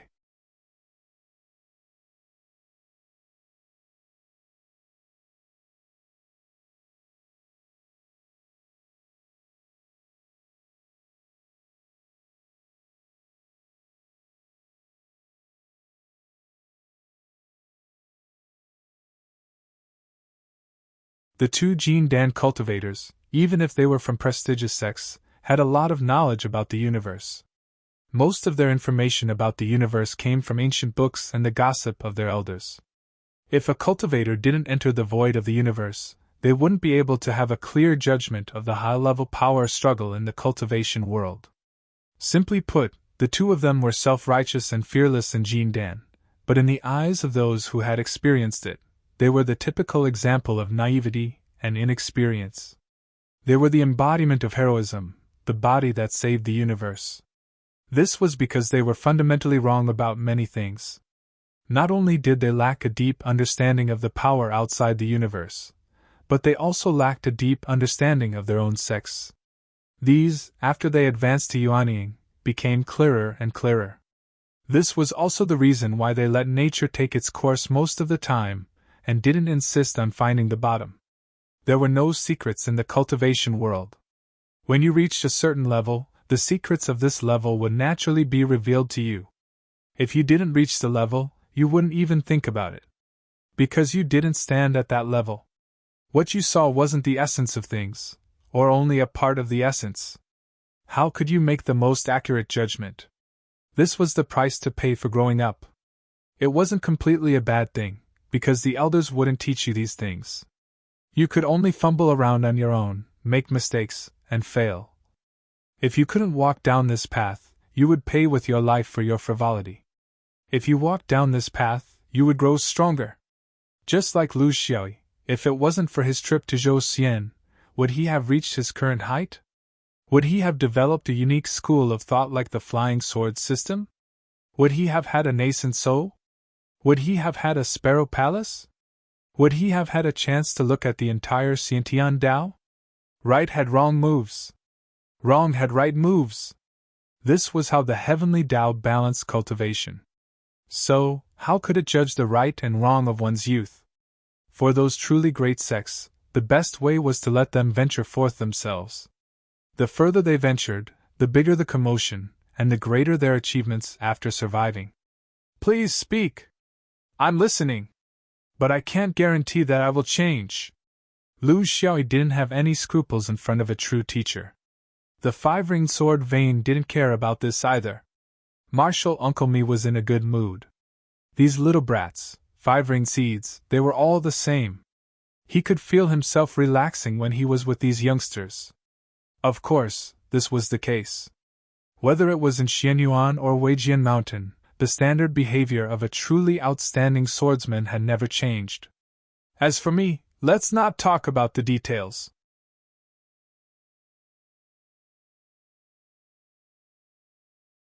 The intricacies of the universe aren't determined by the details. Discussing the details will only lead to endless debates. You're now a nascent soul, so you should know that the rules of the universe are based on one word: power. Martial Uncle Mi opened his mouth. He wasn't a talkative person, but if he didn't say it now, he might not have the chance to in the future. The five-ringed world has been established for nearly 20,000 years, and there are countless dangers. It's not as simple or glorious as you think. Before you left, you were still a Jean Dan. There were many things you couldn't see, and no one would tell you. But that doesn't mean they don't exist. Everyone has the dream of repaying their debts and moving freely in the void. The five-ringed world has cultivators, but are the cultivators from other worlds just fools and honest people? In the end, the five-ringed world became a famous pirate in the universe. It wasn't just because of their ambition, but also because of their strength, planning, and perseverance over tens of thousands of years. You've only heard of the five-ringed world's glamorous side, and you think it should be like that? That once the five-ringed world's cultivator army arrives, everyone will bow down? It's not that easy. It's all done with real swords and real spears.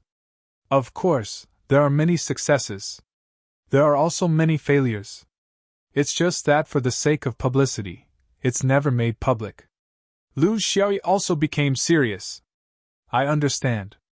The name of the universe's planet plunderer was built with the lives of the five-ringed world seniors over the past 20,000 years.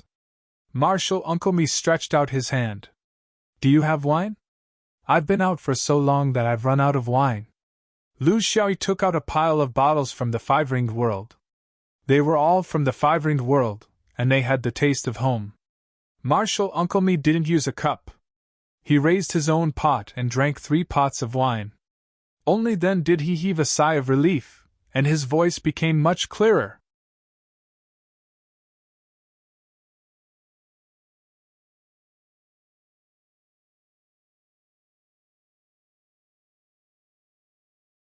Chapter 1096. The fifth ring snatches people. People also snatch the fifth ring. It's just that it's all done in the void of the universe and never in the realm. At the most dangerous time, the outer realm cultivators are only one step away from the atmosphere of the fifth ring. You have to know that we don't have the grand membrane of heaven and earth. Every generation has their own responsibilities. Every realm has its own responsibilities. I'm not trying to discourage you, but back then, you were just a little Jean Dan, and you were thinking about how to save the fifth ring? Save the world from fire and water? Save the building from collapse? I just want to ask you, what do you think of those perfected cultivators? Do those sun gods still want their face? Do those half-immortals still want to live? Lu Xiaoyi was not convinced.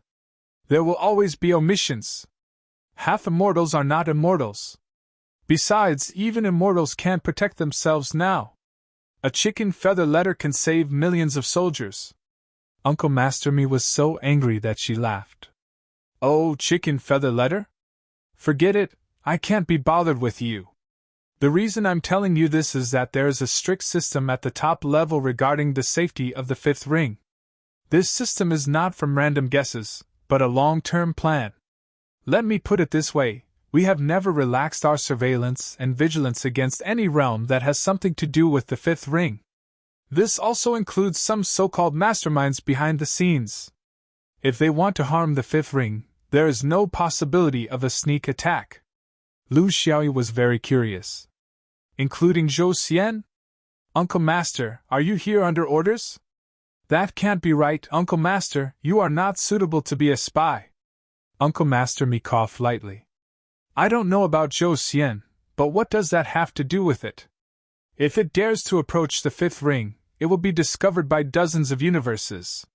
This also includes the negative space. Lu Xiaoyi smiled proudly. Look, our investigation is still effective.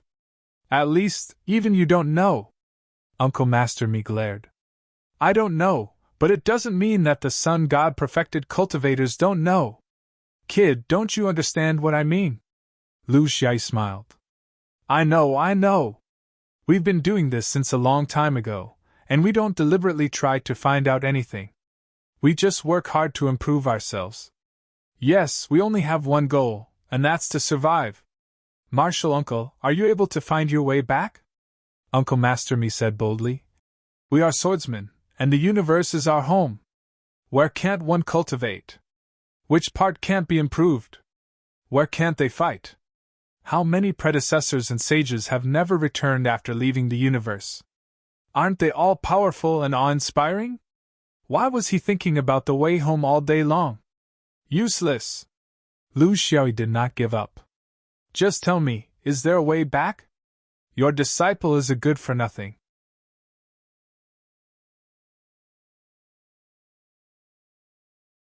I'm a little homesick. Uncle Master Mi was not embarrassed at all. If I knew the way, would I have come so far? Kid, I can't help you with this. Lu Xie sighed. He knew it would be like this. All 5-ring swordsmen were like this. Stubborn as a mule. Martial uncle, I flew through the crack in space for close to 10 years before coming here. Now that I've reached the Yuanying realm, I'm afraid this path is no longer passable. How did you come here? Could it be that you were chased here by those bugs? Lu Xiaoyi had a hunch. The 5-ring and Zhou Xian were separated by hundreds of universes. If Uncle Master Mi was just lost, he had countless directions to get lost. The probability of him being able to get here accurately was less than 1 in 10,000. Cultivators would not believe in such a coincidence. Then, there was only one possible reason why Dafa was so reliable. It was related to the bugs that attacked Tiger Hill. Uncle Master Mi actually did not want to say it, but since this junior mentioned the bugs, he must have seen them. He had no choice but to tell the truth. With his personality, he would either not tell his own people, or he would not lie to them. Oh, you know about those bugs too? First, tell me the whereabouts of those insects. Lu Xiaoyi was speechless. This Uncle Master Mi really did not want to be taken advantage of. They were destroyed. Those bugs attacked the sword vein in the main world here to vent their anger. In the end, the sword vein of the Zhou Xian upper realm attacked them from both sides, and they were surrounded like dumplings. I was lucky enough to participate in it, and I gained quite a bit. Don't worry, I didn't embarrass the 5-ring sword vein. When the last bug soul died, it knew that I came from the 5-ring, and it screamed that the heavens were unfair. Uncle Master Mi was stunned for a moment, then sighed. The heavens were in a cycle, and they had finally vented their anger. However, he did not expect that the one who settled the karma would be their junior. There were some things that he had to say. When we attacked the bugs, it was just a coincidence. The bugs were very careful, and they were very fast. It was too late to go back and gather people to stop them when we discovered them. It was a return trip from a hunting trip. It was an operation by the 3 families of the sword vein. On the way back, we found the bugs by chance, and immediately attacked. To be honest, it was a bit risky for us to attack such a large swarm, but everyone was in high spirits. You know that, especially you Xianyuan people. The process was not bad. We successfully killed the insect queen and sun god, and then we pursued them. These words sounded very inspiring, but the risks after the excitement were not so smooth. When a race is forced to a dead end, the backlash is very strong, and it is also very troublesome. How could they not pay a price? Lu Xiaoyi's heart trembled.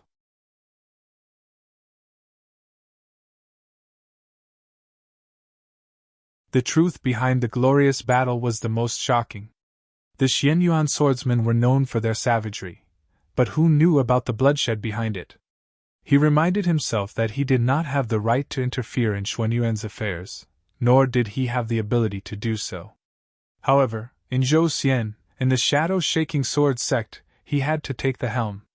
The 5-ring sword vein had a strong foundation, but they were not in the shadow-shaking sword vein, and they did not have a proper true monarch.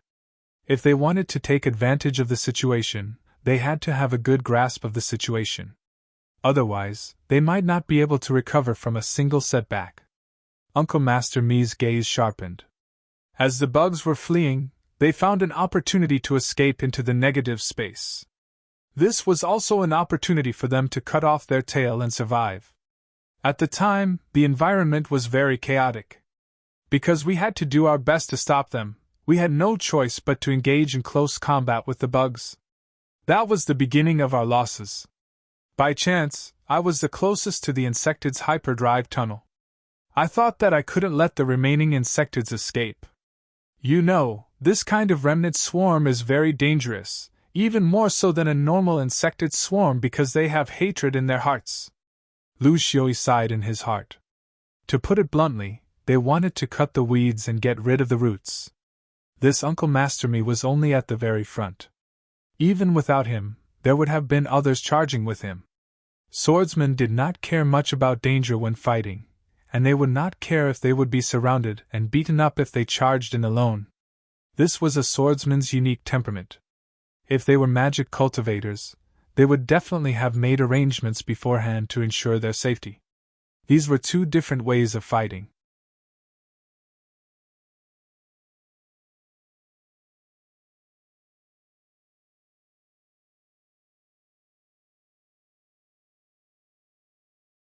Chapter 1097.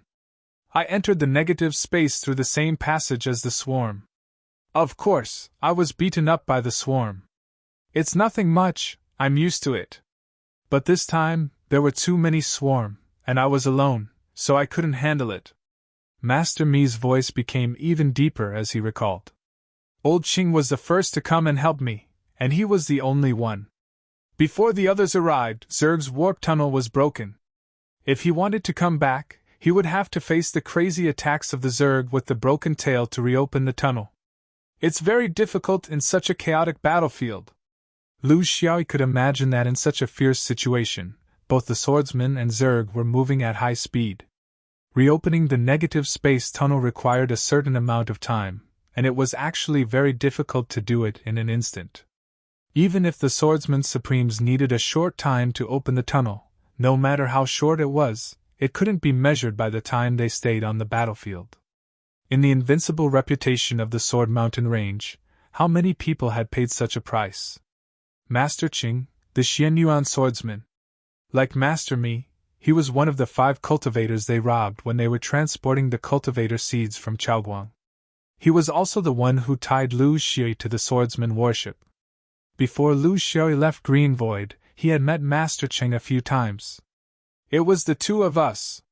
We had to face countless swarm monsters, and we didn't know when reinforcements would come. So, the two of us chose to widen the distance between us and the swarm, and wait for reinforcements. It was easy to say, but difficult to do. Because of the huge difference in numbers, there were more than 20 swordsmen supremes and hundreds of Yuanying beasts. The pressure was too great. Master Mi's eyes were filled with memories, but there was no regret. In the process of rushing out, Old Qing was ambushed. A rare swarm of monsters launched a spiritual attack on him. Old Qing didn't survive because we hadn't been swordsmen supremes for long, and our foundation was still lacking. Old Qing was a mature person. If he didn't see me coming in, he wouldn't have come in. I won't say who killed who. Swordsmen would never consider life and death that way. We've robbed countless times in the universe together, and we've long understood where we belong. It's just a matter of time. It's nothing. However, I must avenge him. Zerg is running for his life. According to the rules of the 5th ring sword vein, if you are in the negative space, you are not allowed to pursue for too long without the support of your companions. But I couldn't care less. This swarm must be exterminated. This is the only thing I can do for Lao Cheng. If I had died there, Old Qing would have died the same way. Negative space, main world, in and out. I followed this swarm for close to 300 years, all the way here. He no longer recognized the road.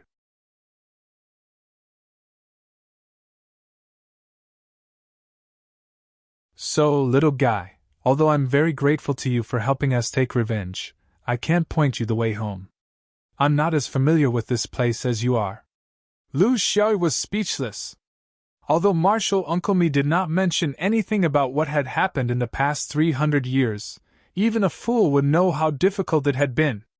Spending 300 years, giving up on cultivation, giving up on the future, just to chase after a group of fallen insects? Was it worth it? Everyone had a standard in their heart. If Marshal Uncle Mi thought it was worth it, then that was enough. I really can't chase after you here. I can't fly anymore. I was taken in by the sirens, and in the blink of an eye, decades have passed. The heavens took pity on me and let me meet you again. It's like life has returned to the starting point from the end. It's too magical. Lu Xiao was not moved. Martial uncle, you should talk to me about your injuries. Although novels are boring and stupid, some people are also boring and stupid.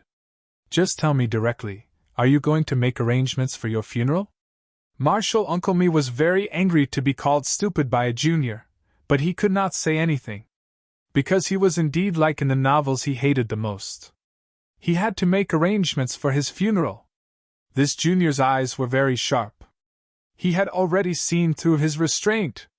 He stared at Lu Shui. I've chased after you for 300 years. I'm exhausted. New injuries and old injuries are accumulating.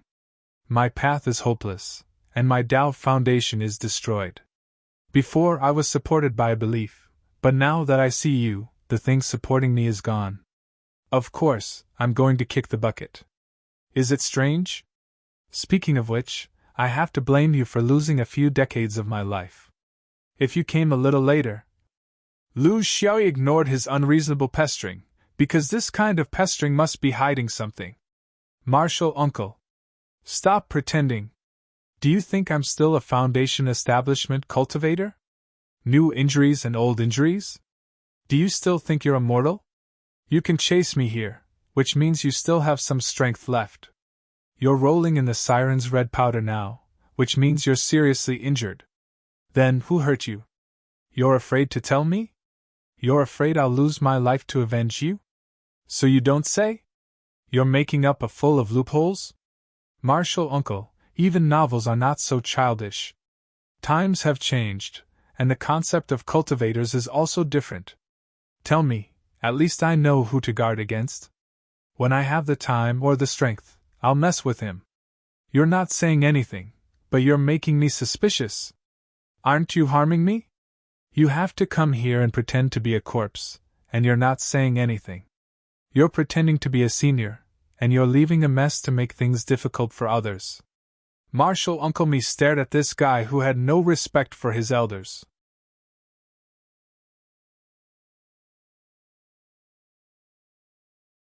You've grown up, and you don't want to be controlled by the heavenly Tao? I'm saying my last words now, can't you pretend to be a little more cooperative? Lu Xiao chuckled. Xian Yuan didn't teach me. Wei Sword Mountain didn't teach me either. Don't just talk about me. If it were someone else, I'm afraid they would say even worse things. Martial Uncle Mi could only swallow his anger. I think there's a problem with the Five-Ring Sword Vane's education. A big problem. Lu Xiaoyi was not led astray by him. Martial Uncle? Martial Uncle Mi was helpless. Since this sly guy could see through it, there was no point in hiding it anymore. He really did not want this guy to be involved in his karma. If they were in the fifth ring, he would not have to hide it. However, he was unfamiliar with this place and had no helpers. The little guy was only in the Yuanying realm, and he probably could not count on any help from the sect. After all, they were separated by a layer, and he did not want his grudges to affect the future of this young man. Swordsmen were vengeful, just like how he pursued his good friend perfected Lord Qing for 300 years. If this little guy knew something, who knew what he would do out of impulse? Why bother? Okay. I can tell you. However, you have to promise me that you won't take risks easily. I still have many unfinished business that I need you to bring back to Wei Sword Mountain. If something happens to you, who will take care of it? Lu Xiaoyi was very impatient. Okay, don't talk nonsense. Aren't you just trying to set a framework to restrain me from taking revenge? I know all about it. How do you think I've lived for the past few hundred years? I've been living in seclusion. I won't do things I'm not sure of. If I were as impulsive as you, I'm afraid I would have reincarnated a few times. You're tuning into the Phoenix Knights YouTube channel. Don't forget to subscribe and join us on this journey to catch the most captivating stories.